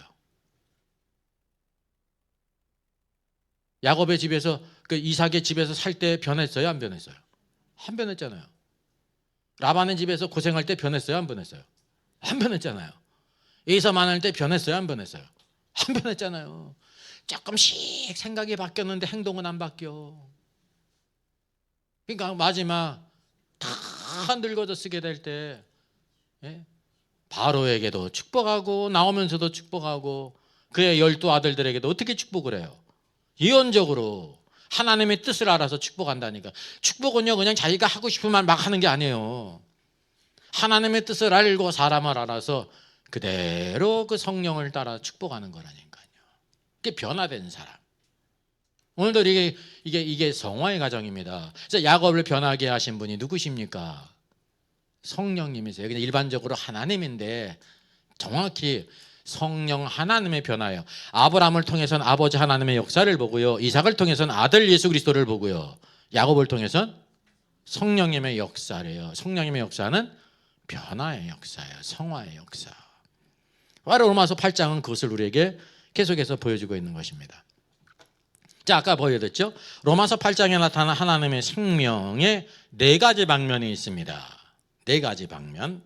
첫째, 8장 5절은 육신을 따르는 자는 육신의 일을, 영을 따르는 자는 영의 일을 생각한다 그렇습니다. 그래서 육신의 생각 대 영의 생각이 있습니다. 이 영의 생각이라는 거는, 영의 생각의 결론은 뭐라고 그랬습니까? 생명과 평안이라고 그랬습니다. 생명조의 생명을 가리키는 것입니다. 하나님의 계획은 우리가 육신의 생각을 따라하지 않고 영의 생각을 따라 살도록 하시는 것입니다. 그래서 그 결과가, 열매가 뭐냐면 영생이며 평강이라는 거예요. 자, 육신의 생각이 있어요. 이게 잘못됐죠. 육신의 생각은 죄가 아닙니다. 육신의 생각은 우리 안에 육신의 생각인데, 죄 있는 몸을 따라서 사는 거잖아요. 육신은 죄의 소욕을 따라 살아가는 걸 좋아해요. 그래서 그 결과가 뭐라는 거예요? 사망이라는 것을 말하고 있습니다. 그러면 육신의 생각을 누가 따른다는 것입니까? 그렇죠. 내가 난데 혼이 따른다는 거예요. 지금 영의 생각도 우리 안에 있고 육신의 생각도 우리 안에 있고 육신의 생각을 따르든지 영의 생각을 따르는 혼도 내 안에 있는 거예요. 사람의 세 가지 부분을 여기다 언급하고 있다니까요. 그래서 마귀도 아니고 육신의 생각을 마귀가 따르는 게 아니에요. 누가 따라요? 내가. 육신의 생각을 또 하나님이 따르게 하시지도 않으세요. 큰 오해가 있다니까. 내가 따르는 거예요. 내가 내 의지로, 내 생각과 계산으로 그렇게 따른단 말이죠. 그리고 하나님의 계획은 우리가 영의 생각을 따르는 거 아닙니까? 왜? 영의 생각은 생명과 평안을 가져오기 때문에 하나님은 우리에게 생명과 평강을 주시기를 원하시거든요. 그래서 영의 생각을 따라 살아야, 우리 안에 영의 생각이 있지 않습니까? 영이 성령으로 말미암아 살아났잖아요. 그래서 영은 언제나 하나님의 뜻을 따라 살기를 원해요. 근데 누가 따라야 돼요? 누가 따른다는 거예요? 우리의 혼이 영의 생각을 따라 살아야 된다는 거죠. 그 신앙생활에 중요한 게 바로 무엇입니까? 나야. 나라는 것이 혼이에요. 내가 어떻게 생각하느냐, 내가 이 말씀을 기뻐하느냐 싫어하느냐, 우리의 선호관계, 우리의 의지가 어떠느냐, 이게 혼이에요. 혼, 우리의 인격. 그래서 이 생명은 무엇과 관계가 있다는 것입니까? 혼과 관계에 있다는 거예요. 혼의 생명과. 성화는 무엇과 관계에 있는 것입니까? 혼과 관계에 있는 거예요. 혼이 영을 따르느냐 육신을 따르느냐. 생각이 변화야 되는 거잖아요. 가는 길이 변해서 우리 의지가 변화가 되는 거예요. 내 뜻대로 마옵시고 아버지의 뜻대로 되기를 원하나이다. 이게 영을 따라 살아가는 사람이라 말이죠. 그래서 여기에 중요한 것은 이제 육신의 생각과 영의 생각이 있는데 이 주체가 바로 뭐냐라는 건 나인데 내 안에 있는 혼이라는 것입니다. 이거를 모르면 육신의 생각도 바깥에 있고 영의 생각도 바깥에 있는데 내가 왜 따른다고 그렇게 생각할 수 있어요? 이 모두 다 우리 안에 있는 거예요. 우리 안에. 그래서 이 생명, 조의 생명은 혼의 생각과 관계가 있다라는 것을 말하고 있습니다. 자, 두 번째 부분입니다. 그래서 우리 사람의 이제 존재가 데살로니가전서 5장 23절에 있는 것처럼 영과 혼과 몸으로 이루어졌어요. 이런 방식으로 그릴 수 있는 게 바로 뭐냐면 몸은 눈에 보이는 거거든요. 그러니까 맨 바깥에 있는 겁니다. 우리의 외곽을 가리켜요. 그 안에 또 뭐가 있어요? 몸의 내용이 바로 뭐예요? 혼이에요. 그 혼 안에 또 뭐가 있어요? 영이 있다는 거죠. 영 안에. 우리 영이 우리의 영을 가리키는 거예요. 여기 육신을 따르는 자는 육신의 일을, 영을 따르는 자는 영의 일을 생각하나니 육신의 생각은 사망이요 그랬습니다. 여기 육신의 생각은 그럴 때 마치 육신이 생각이 있는 것처럼 생각할 수가 있죠. 육신이 생각이 있어요? 또 영의 생각은 영은 또 있을 것도 같아요. 그죠? 영의 부분이니까 육신과 틀려가지고. 근데 이게 이제 어떤 의미냐면요. 여기 이제 킹제임스 성경에 잘 번역이 됐습니다. carnally minded예요. spiritually minded. 요 뜻은 바로 뭐냐면 minded라고 한 것이 이제 프로네마인데 프로네마는 사고 방식을 가리키는 겁니다. 이제 육신의 생각은 그러는 건 육신이 생각이 있다 그러는 게 하시이 아니라 육신을 중심으로 해가지고 사고 방식을 가지면 그런 뜻이에요.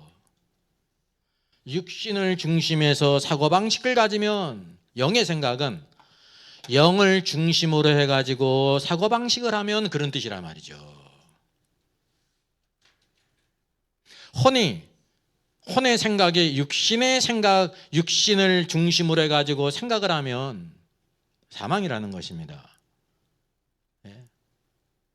우리의 혼의 생각이 영을 중심으로 해가지고 생각을 해서 따르면 생명과 평안이 있다라는 뜻입니다. 그래서 이걸 박윤성 박사의 경우는 계시 의존적 사고라고 그랬습니다. 여러분, 우리의 사고가 신앙생활에 필요할까요? 필요하지 않을까요? 필요하지. 정상적인 사람은 사고를 해야 되는 것입니다. 오늘도 우리의 사고가 영이신 하나님의 생명의 말씀 성령을 따라 살아가야 된다는 거죠. 그걸 따라야 된다는 거예요. 그래서 이게 무엇을 가리키냐면 우리 성화의 과정에서 생명의 성령의 법이 어디에 역사하냐면 우리 혼안의 역사함으로 인해 가지고 뭐가 변하는 것입니까? 혼이 변한 게 몸으로 나타나는 거예요. 그래서 가야 될 때를 가고 가지 않아야 될 것을 가지 않고 해야 될 말을 하고 해야 되지 말을 하지 않는 게 뭐냐면 혼이란 말이죠. 그것이 뭘 통해 나타나는 거예요? 몸의 지체인 입을 통해서, 손과 발을 통해서 나타나는 것이란 말입니다. 자, 로마서 8장 7절입니다. 육신의 생각은 하나님과 원수가 되나니 이는 하나님의 법에 굴복하지 아니할 뿐만 아니라 할 수도 없다 그랬습니다. 그리고 육신에 있는 자들은 하나님을 기쁘시게 할 수 없다라고 말씀하고 있습니다. 여러분, 육신의 생각은 하나님과 원수가 되는 것입니다. 항상 모든 육신의 생각은 하나님과 다 원수예요. 이거는 괜찮지 않을까요? 또 이게 대표적인 예가 바로 무엇이었습니까? 사울이 왜 버림을 당했습니까? 사무엘이 아말렉에 속한 모든 것을 다 진멸하라고 그러니까 이게 하나님의 뜻이거든요. 근데 사울은 다 진멸했는데 누구는 살렸어요? 왕은 살리고. 양과 소 진멸했는데 지금 나쁘고 이렇게 삐리삐리한 거는 다 죽이고 살찌고 좋은 건데 살렸다니까요. 이것으로 인해서 사울이 버림을 당하잖아요. 이게 뭐를 예표하는 겁니까? 육신의 생각이. 육신의 생각에는 아무 선한 것이 없습니다. 자기 이론이 있죠. 왜 살렸어요? 하나님께 드리려고. 하나님이 이거 기뻐하세요? 안 기뻐하세요? 안 기뻐하시죠.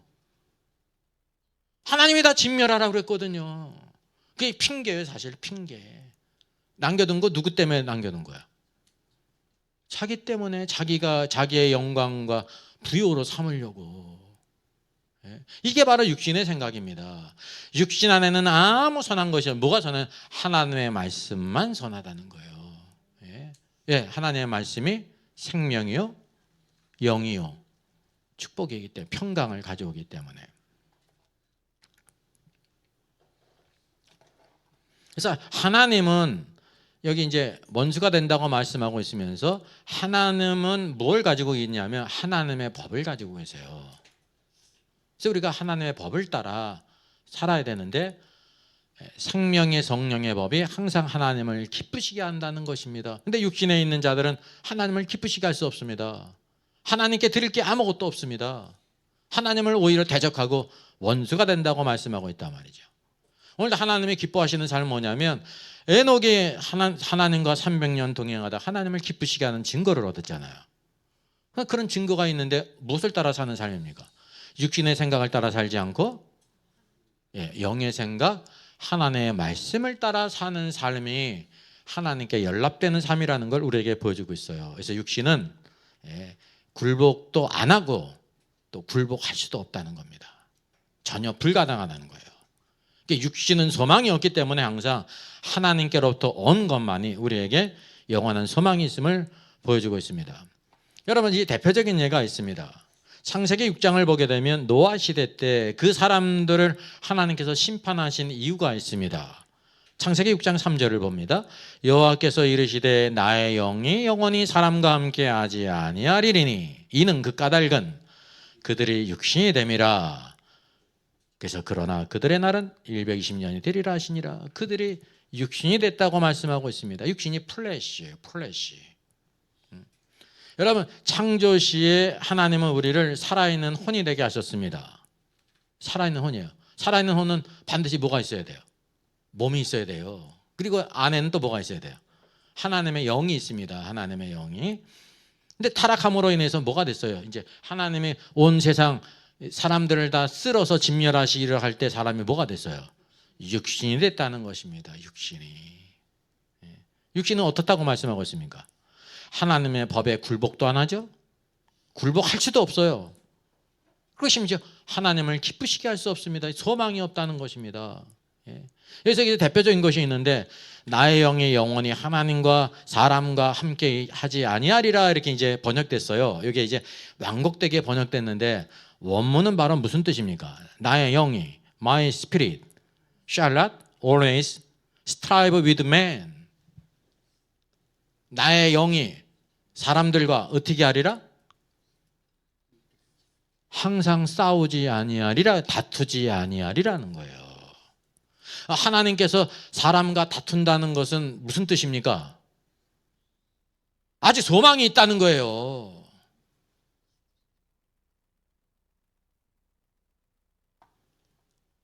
부모들이 자녀에 대해서 자꾸만 이래라 저래라 막 다투고 싸우고 그러잖아요. 다투고 싸우는 이유가 바로 뭔지 아세요? 한편은 아이들이 지 멋대로 하려는 성향이 있을 뿐만 아니라 그럼에도 불구하고 여전히 포기하지 않고 붙들고 있다는 거예요. 싸우는 게. 근데 언제 다투기를 그쳤어요? 마음대로라도 내버려둬요. 그게 어떻게 된 거야? 포기한 거예요. 그게. 하나님의 포기는 뭐를 가져와요? 심판을 가져오는 겁니다. 신앙생활은 뭐라고 말할 수 있습니까? 하나님과의 다툼이에요. 하나님이 계속 다투셔. 너 이러면 되니? 이러면 되니? 아유, 이렇게 막 그렇게. 하나님은 우리를 성가시게. 우리는 귀찮죠. 근데 어느 날 하나님이 간섭을 안 하셔. 그 뭐예요? 포기하신 거예요. 하나님이 다툰다는 것은 그 안에 뭐가 포함이 되어 있냐면 사람들의 완악함 뿐만 아니라 다투실 때는 여전히 하나님께서 기대하고 계셨다는 거예요. 계속해서. 하나님의 그 은혜와 긍휼이죠. 중요한 것은 바로 뭐냐면 육신이 됐다는 것입니다. 육신. 사람은 원래 무엇입니까?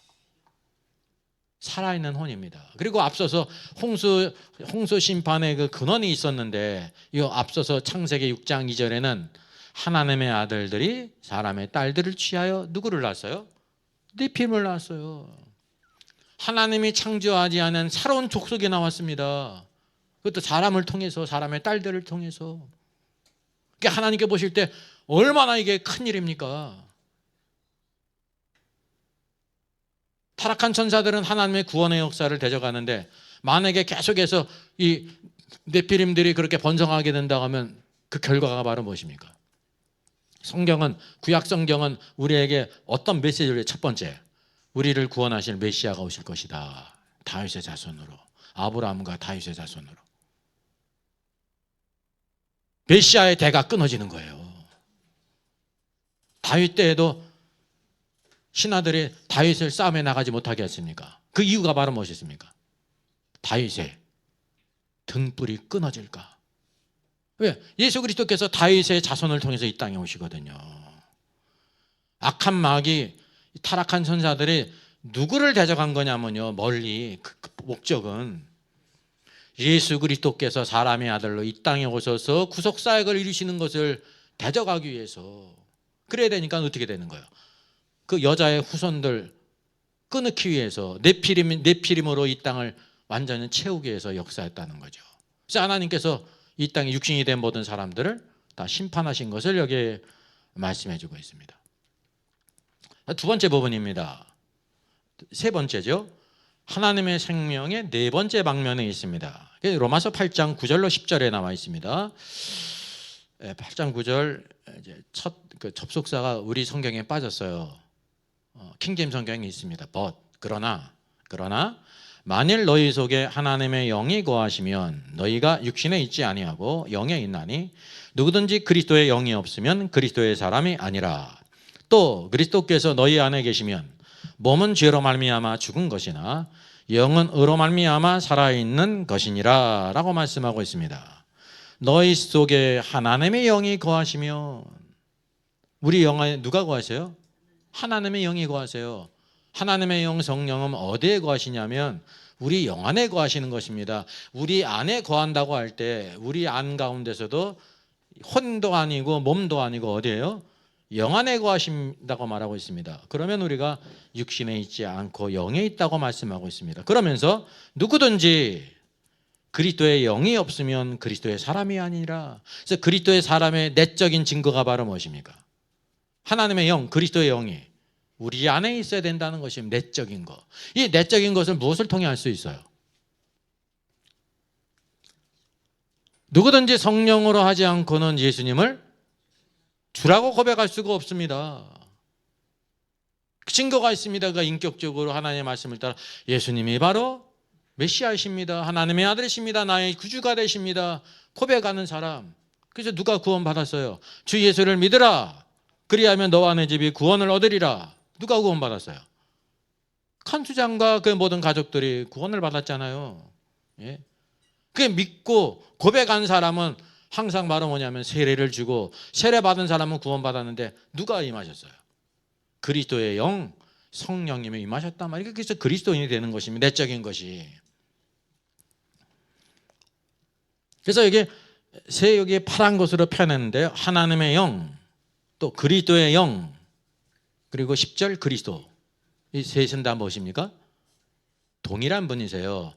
그리스도의 영이 하나님의 영이고, 그리스도의 영이고, 그리스도의 영으로 오신 그리스도란 말이죠. 그러면 우리 안에 거하시는 영과 일치합니까? 너희 안에 계시면 몸은 죄로 말미암아 죽은 것이나 영은 의로 말미암아 살아있는 것이니라 라고 말하고 있습니다. 여기 우리가 특별히 기억해야 될 것이, 여기서도 마찬가지예요. 영은 의로 말미암아 살아있는 것이니라 라고 번역을 했는데, 킹제임스 성경이 이제 성경 원문을 그대로 번역한 거거든요. 그거 어떤 뜻입니까? 여기 살아있는 것이니라 라고 이렇게 우리말 성경은 번역했는데, 살아있는 것이니라가 뭐를 번역한 거예요? 라이프를 번역한 거예요. 의로 말미암아, 의 때문에 의로 말미암아, 영은 뭐라는 거예요? 영은 의로 말미암아 생명이다, 그런 뜻입니다. 명사로. 이 생명이 뭐라는 거예요? 조회. 영이 곧 영원한 생명이라. 뭐 때문에? 의로 말미암아, 그리스도의 의로 말미암아 의롭게 받은 자들에게 무엇이 임했다는 거예요? 생명, 영이신 그리스도의 영이 우리 안에 생명으로 임했다는 것입니다. 오늘도 우리 하나님의 영원한 생명이 있음으로 인해 가지고 어떻게 하시라는 거예요? 이 생명을 따라 살라는 것입니다. 육신을 따라 살지 말고 영을 따라, 생명을 따라라 살아라. 그것이 주권이 누구에게 있어요? 육신을 따라 사느냐, 영을 따라 사느냐가 누구의 문제예요? 그게 혼의 문제라는 거죠. 나의 문제인데 혼의 문제라는 거죠. 그래서 육과 영과 혼이 함께 있다는 것입니다. 우리 안에 육신의 소욕이 있고 또 뭐도 있어요? 영의 소욕이 있어요. 우리 혼이 무엇을 따르느냐? 성경은 육신을 따르지 말고 영을 따르라라고 말하고 있습니다. 이것이 이제 성화의 중요한 부분이라는 거예요. 매일매일 삶 가운데 내가 어떻게 생각하고 어떻게 살아갈 것인가, 이것이 이제 성화의 과정이라는 걸 보여주고 있는 것입니다. 자, 비유해 보겠습니다. 누가복음 15장을 보게 되면 세 가지 비유가 나와요. 첫째, 1인 양의 비유. 1인 양의 비유를 통해서는 1인 양을 찾기 위해서 십자가 죽으시는 목자이신 그리스도가 있고요. 두 번째 비유는 무슨 비유가 나요? 드라크마의 비유죠. 1은 드라크마의 비유예요. 1은 드라크마를 찾는데 여인이 무엇을 켜고 찾아요? 등불을 켜고. 여인은 교회를 가리키고. 이게 다 비유잖아요, 비유. 등불은 뭐를 가리켜요? 성령님을 통해서 잃은 것을 찾는다 말이죠. 두 번째 비유는 성령님의 비유예요. 교회와 성령님은 항상 하나라 말이죠. 세 번째 비유가 탕자의 비유, 잃은 아들의 비유잖아요. 탕자가 결국 먼 나라로 떠가서 다 허랑방탕해가지고 다 거지꼴이 돼가지고 아버지 집에 돌아오는데, 아버지께 돌아와서 모든 것이 회복되지 않습니까? 결국 타락한 자가 누구의 품에 안기는 것이 축복입니까? 아버지 하나님의 품에 안김으로 말미암아 그 모든 것을 회복하지 않습니까? 예? 자, 그래서 첫 번째 말은 뭐냐면요, 탕자가 아버지께 돌아와서 변화된 것. 첫 번째는 아버지 품에 안기잖아요. 탕자가 아버지께 달려왔을까요? 못 달려왔을까요? 못 달려왔어요. 아버지가 보고 달려갔어요. 그를 껴안고 입을 맞췄어. 모든 게 다 풀어졌잖아요. 그래서 데리고 어디로 가요? 아버지의 집으로 가는 겁니다. 아버지의 집으로. 첫 번째, 아버지의 집에 간 다음에 첫 번째 하는 일이 뭐였냐면, 거꾸로 얘기했대. 거꾸로 첫 번째 뭐를 냅니까? 더러운 옷을 다 벗기고 제일 좋은 옷입니다. 제일 좋은 옷을 입힙니다. 제일 좋은 옷이 비유잖아요. 뭐를 가리켜요? 사람이 입는 제일 좋은 옷이 뭐예요? 하나님께 돌아온 후에 제일 먼저 입는 옷이 뭐예요? 그 칭의의 옷입니다. 칭의의 옷. 아담이 구원받은 다음에 하나님께서 무슨 옷을 입히셨어요? 그거 이제 무화과 나무 치마를 입었잖아요. 그러다 말라 비틀어지잖아요. 자기의 죄와 허물을 못 가리잖아요. 가죽 옷을 입혔잖아요. 가죽은 뭐냐면 한 어린 양이 죽음을 당했습니다. 이 가죽 옷이 칭의를 예표하는 거예요. 바로 이 가장 제일 좋은 옷인 칭의의 옷을 입혔습니다. 가락지를 끼우잖아요. 이게 다 뭡니까? 앞으로 가야 되는데 외적인 거지 않습니까? 외적인 거. 그런 이유에 한 것이 있습니다. 우리가 만약에 탕자라고 하면 지금 다 그냥 흉년 들어가지고 모든 것 다 그냥 돼지 쥐염나물 먹고 자야도 먹을 수 없었고 막 굶어 죽다가 내 아버지 집에는 음식이 풍족한 품꾼이 얼마나 많은가 자기의 상황을 깨달으면서 내가 죽어도 아버지 집에 가야 되겠다 돌아갔잖아요. 아버지가 매일매일 기다리고 있었어요. 배고파 죽겠는데 그냥 옷은 입히고 가락지는 끼우고. 또 중요한 게 바로 뭐냐면요, 이 내적인 배고픔을 채워야 된다니까요. 그래서 아버지가 뭐를 했습니까? 살진 송아지를 잡아라. 살진 송아지를 잡아서 잔치를 하잖아요. 살진 송아지가 누구세요? 예수 그리스도의 살진 송아지가 우리의 양식이 되시는 영의 양식이신 그리스도. 유월절 어린 양을 잡는 것도 마찬가지입니다. 유월절 어린 양에 두 가지 방면이 있습니다. 첫째는 그 피를 임방과 무설주에 발랐습니다. 그래서 모든 저주 사망이 넘어갔지 않습니까? 이게 첫 번째 부분입니다. 그 집안에서는 뭐를 했어요? 유월절 어린 양을 잡은 그 집에서는 집안에서 뭐 하고 있었습니까? 어린 양의 고기를 다 불에 구워 먹었다니까요. 불에 구워서 뭐까지? 내장까지. 머리, 내장 다. 그래야 뭐 할 수 있어요? 출애굽할 수가 있어요. 갈 수가 있단 말이죠. 나갈 수가 있단 말이죠. 어린 양이신 오늘도 우리가 뭐를 먹어야 되냐면 어린 양의 그 피를 바른 것뿐만 아니라 예수 그리스도의 피를 믿었잖아요. 어린 양의 고기를 먹어야 되는 것입니다. 생명의 양식이신 하나님의 말씀을 우리가 먹어야 된단 말이죠. 그 우리를 강건케 하는 거예요. 이 광야 같은 세상 가운데 축복의 사람, 믿음의 사람으로, 소망의 사람으로, 사명의 사람으로 살아갈 수 있는 게 어린 양의 고기를 먹어야 되는 거예요. 딴 걸 먹는 게 아니라 이상한 것들, 사회, 철학, 종교, 그냥 세상 얘기, 이런저런 그냥 재미있는 얘기. 우리는 그냥 웃고 웃으면 그 은혜 받았다고 생각하잖아. 하나님의 말씀을 신구약 성경 모든 말씀, 신구약 성경 66권 더하기 4권 70권, 이거를 먹으라는 거예요. 이거를. 이게 뭐냐면 생명을 누리는 것 관계에 있습니다. 생명의 영은 생명의 성령의 영은 항상 무엇과 역사하냐면 하나님의 말씀과 함께하는 거예요. 생명을 누리도록.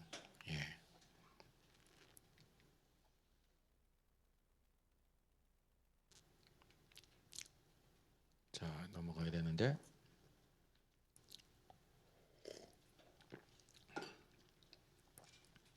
자, 로마서 6장까지 첫 번째 나왔습니다. 첫 번째는 무슨 문제를 다루고 있냐면 우리가 그리스도 안에 거해야 된다는 거예요. 왜? 그리스도 바깥에 있었기 때문에. 그래서 정죄가 있었죠.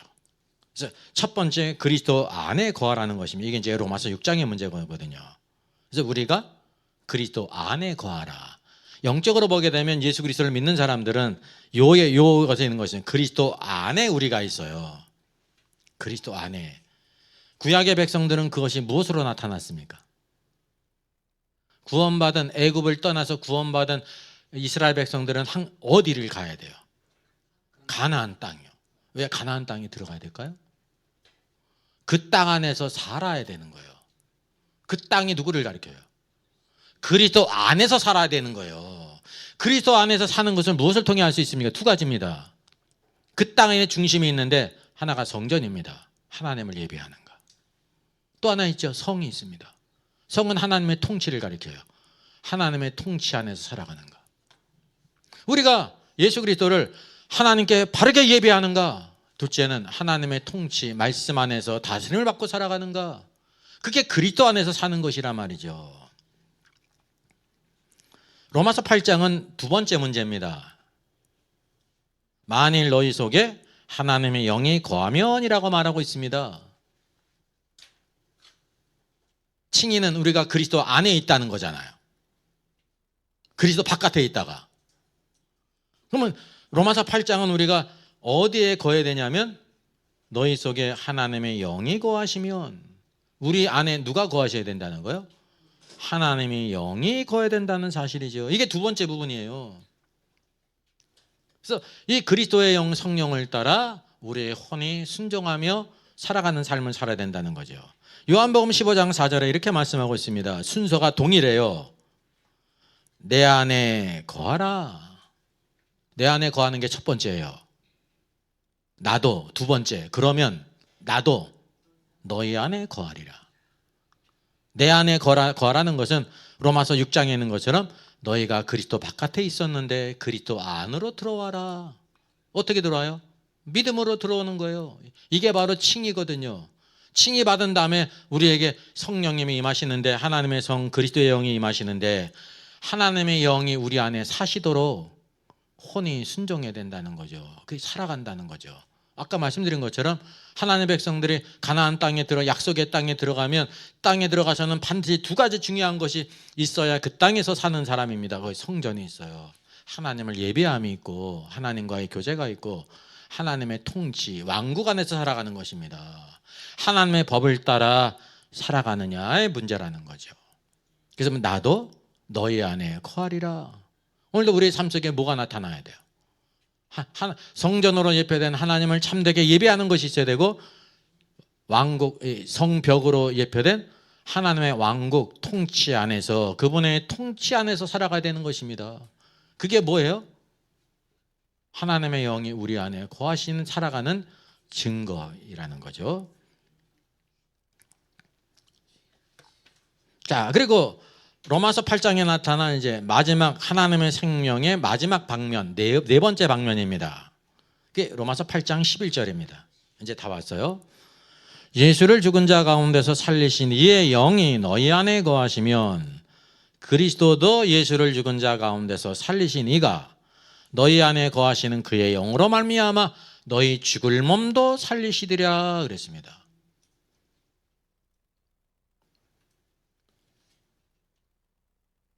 예수님이 십자가에 죽으셨는데 그 죽으신 예수님을 살리신 이의 영, 성령이 너희 안에 거하시면, 그리스도 예수를 죽은 자 가운데 살리신 이가 너희 안에 거하시는 그의 영으로 말미암아, 그 성령, 생명의 영으로 말미암아 죽을 몸도 살리시리라 그랬습니다. 이게 언제 있는 일입니까? 마지막 때 있는 일이에요. 우리 죽을 몸도, 죽지 않는 몸, 부활의 몸을 입는다는 거죠. 이게 바로 이제 하나님의 생명, 저의 생명이 장차 어디까지 역사한다는 거예요? 마지막 우리 몸까지. 몸은 뭡니까? 죽을 몸입니다. 왜? 죄로 말미암아 죽을 수밖에 없는 우리 몸도 살리신다는 것이 부활의 옷을 입게 하신다고 하는 사실이죠. 여기 살리시니가 오늘도 우리를 살리시리라 그랬는데, 살리시리라는 것이 이제 헬라어로 보게 되면 조포이에세예요. 미래형이에요. 미래형. 장차 우리를 살릴 것이다. 그래서 우리가 영화롭게 됨을 보게 되면 14장 이하가 영화롭게 됨이 나오지 않습니까? 영화롭게 됨의 제일 중요한 부분이 바로 무엇이에요? 몸의 속량. 우리 몸도 속량함을 입어야 된다는 것입니다. 피조물도 다 탄식하며 뭐를 기다리고 있어요? 하나님의 아들들이 나타날 때, 이게 몸의 속량을 우리가 받아서, 우리가 예수 그리스도를 믿을 때 우리 영이 구원받았잖아요. 신앙생활의 과정은 칭의 후에 성화의 과정인데, 성화의 과정은 뭐가 구원받는 거예요? 혼이 구원받음으로 인해서 영을 따라, 말씀을 따라 사는 거거든요. 혼의 구원. 마지막은 뭐까지 구원받아요?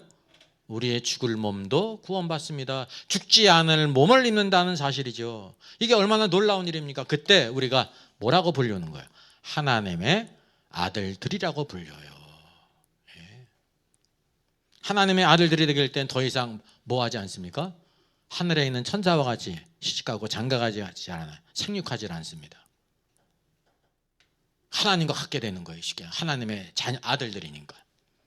마치 과거에 타락한 천사들이 하나님의 아들들이 사람의 모양으로 와가지고 사람의 딸들을 취했잖아요. 사람들이 볼 때 이 하나님의 아들들은 뭐와 같아요? 신들과 같죠. 왜? 그런 능력이 있지 않습니까?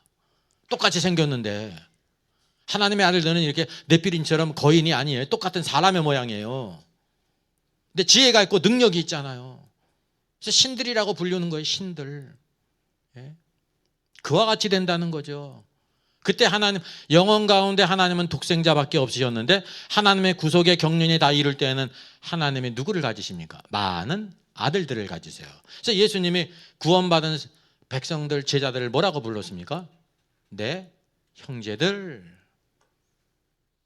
내 아버지, 우리 아버지, 내 형제들에게 가서 얘기하라. 부활하신 이후에 주님께서요, 제자들을 형제라고 부르세요. 모든 믿는 자들은 하나님의 형제입니다. 왜냐하면 하나님의 생명이 예수 그리스도 안에 있고 누구 안에 있습니까? 우리 안에 있어요. 그래서 우리가 이 시대의 성화의 과정은 혼이 구원을 받고 마지막 때에 우리 몸도 부활의 죽을 몸이 죽지 않을 영원한 부활의 옷을 입는다는 것을 성경이 보여주고 있습니다. 로마서 8장 13절 오늘 마지막 부분입니다.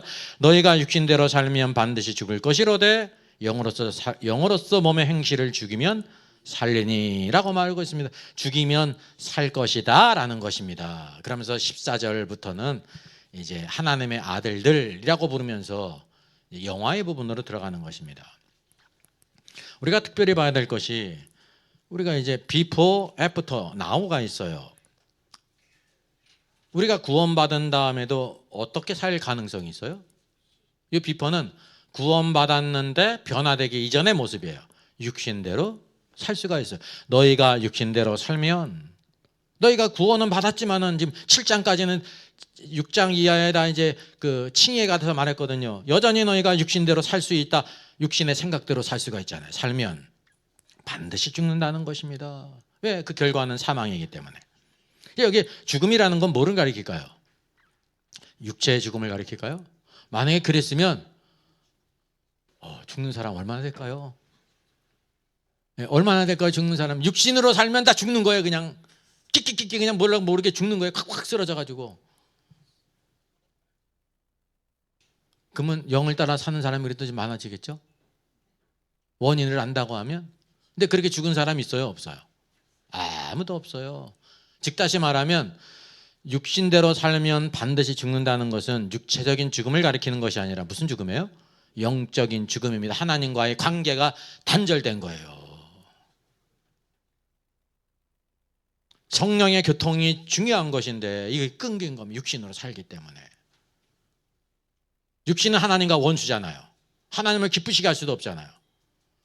이런 사람이 열심히 신앙생활 할수록 뭐만 하는 거예요? 하나님의 원수가 되는 거예요. 근데 영으로서 살면 그랬으면 오늘도 우리가 영으로 살아야 된다는 것입니다. 영으로, 영의 생각을 따라 영으로 살라는 거예요. 그러면 어떻게 된다는 것입니까? 산다. 이 산다는 뜻이 여기 나와 있는 것처럼 그냥 산다, you shall live라고 했는데 산다는 게 그냥 산다는 뜻이 아니에요. 산다는 뜻이 뭐예요? 조의 생명으로 산다 그런 뜻이에요. 이게 하나님의 생명 안에서 살 것이다. 하나님의 생명을 누린다라는 거예요. 신앙생활은 그 모든 것을 누리는 거거든요. 누림. 그래서 영으로 살면이라는 것은 다른 말로 무슨 뜻입니까? 영으로서 몸의 행실을 죽이면과 동일한 말이에요. 몸의 행실을 죽이라는 거죠. 육신의 소욕을 따라 사는, 육신은 죄를 따라 살아가기를 좋아하거든요. 그 몸의 행실을 죽이면 그게 영으로 사는 것인데 그러면 너희가 살게 될 것이다. 영으로서 살기 전에도 살았잖아요. 근데 산다는 것은 뭐를 가리키네요? 조의 생명, 하나님의 생명을 누리면서 산다라는 뜻입니다. 현재 누리는 걸 가리키는 거예요. 현재. 이 땅에서 우리가 이런 삶을 살아야 되는 거죠. 이것이 우리의 성화 과정의 중요한 것입니다. 하나님의 모든 선한 것을 맛보아하는 것은 몸의 행실을 죽이고 우리 육신의 소욕을 따라 살지 않고 영의 소욕을 따라 영을 따라 사는 사람이 살라는 것이죠. 그래서 갈라디아서 5장 24절 이렇게 말씀합니다. 그리스도 예수의 사람들은 육체와 함께 그 정욕과 탐심을 십자가에 못 박았느니라.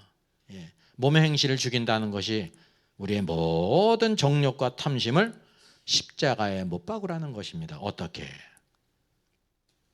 영의 생각을 따라 살게 될 때 우리 안에 있는 여전히 몸에 정욕이 있고 탐심이 있잖아요. 이걸 십자가에 못 박고 영을 따라 살라는 거예요. 영의 사람으로 살라는 것입니다. 이것이 우리 성화 가정에 하나님의 은혜와 축복을 누리는 가장 좋은 기름을 성경이 말씀하고 있습니다. 마지막으로 보게 되면요, 여러분 예수님의 십자가가 중요하지 않습니까? 십자가의 중요한 방면은 그의 피예요. 피는 무엇을 위한 것입니까? 예수님이 십자가의 피, 십자가의 죽으심은 우리에게 뭘 가지고 왔어요? 그게 칭의를 가져온 거예요. 우리가 흔히 구원 그러는데 정확히는 로마서에서는 그걸 칭의라고 말했어요. 의롭다 하심을 얻었다는 것입니다. 그럼 그 위에 성화의 과정 가운데 중요한 것이 있잖아요. 그리스도께서 죽으실 뿐만 아니라 부활하셨잖아요. 오늘 로마서 8장에도 어떤 법을 언급하냐면 생명의 성령의 법을 언급해요. 생명의 성령의 법은 부활 이후에 부활의 생명이 우리 안에 왔는데 이 생명의 성령의 법은 무엇을 위한 것이라는 거예요? 성화를 위한 것이라는 겁니다. 성화. 그래서 우리가 육신의 소욕을 따르지 말고 우리의 혼이 영의 소욕을 따라 살라. 영의 일을 생각하며 영을 중심으로 해가지고 생각하면서 살아라. 그것이 성화를 이루는 길이다. 몸의 행실을 죽이면 오늘도 영을 따라 살게 되고 하나님 주시는 그 풍성한 생명, 평안과 생명, 영생을 이 땅에서 누리게 하는 겁니다. 그래서 신앙생활의 축복은 하나님의 은혜를 누리는 것입니다. 성화는 하나님의 은혜를 점점 누리는 것입니다. 그러므로 하나님의 형상, 그리스도의 형상, 의와 진리와 거룩함으로 변화되는 삶, 우리의 모든 착한 행실로 하늘에 계신 아버지께 영광을 돌리는 삶. 초대교회 성도들이 어땠습니까? 세상 사람들에게 칭찬받았어요. 칭찬받은 이유가 바로 무엇입니까? 그의 삶이 변화됐어요. 말과 행동과 살아가는 방식과 신앙관, 세계관 모든 게 변화됐다니까요. 그 결과를 보고 그리스도께서 메시아이시구나. 그의 지체들이 성도들이 저렇게 변화가 됐구나. 좀 살아가는 걸 보니까 정말 영원한 것을 보고 살아가고 있구나. 그래서 칭찬을 받은 거예요. 그래서 구원받은 자가 많아졌음을 우리에게 보여주고 있습니다. 로마서에서 중요한 부분이 칭의예요. 근데 칭의는 무엇을 위한 것이냐면 성화를 위한 것입니다. 칭의는 단번에 이루어지지 않습니까? 그리스도의 십자가 사역으로. 근데 성화는 단번에 이루어지질 않아요. 계속해서 야곱이 변해서 이스라엘이 되듯이 일평생 우리가 변화되는 것입니다. 오늘도 생명의 성령의 법 안에서 오늘도 변화돼서 오늘도 하나님의 뜻을 알고 그 뜻대로 살아 승리하는 저 여러분 되기를 주의 이름으로 부탁드리겠습니다.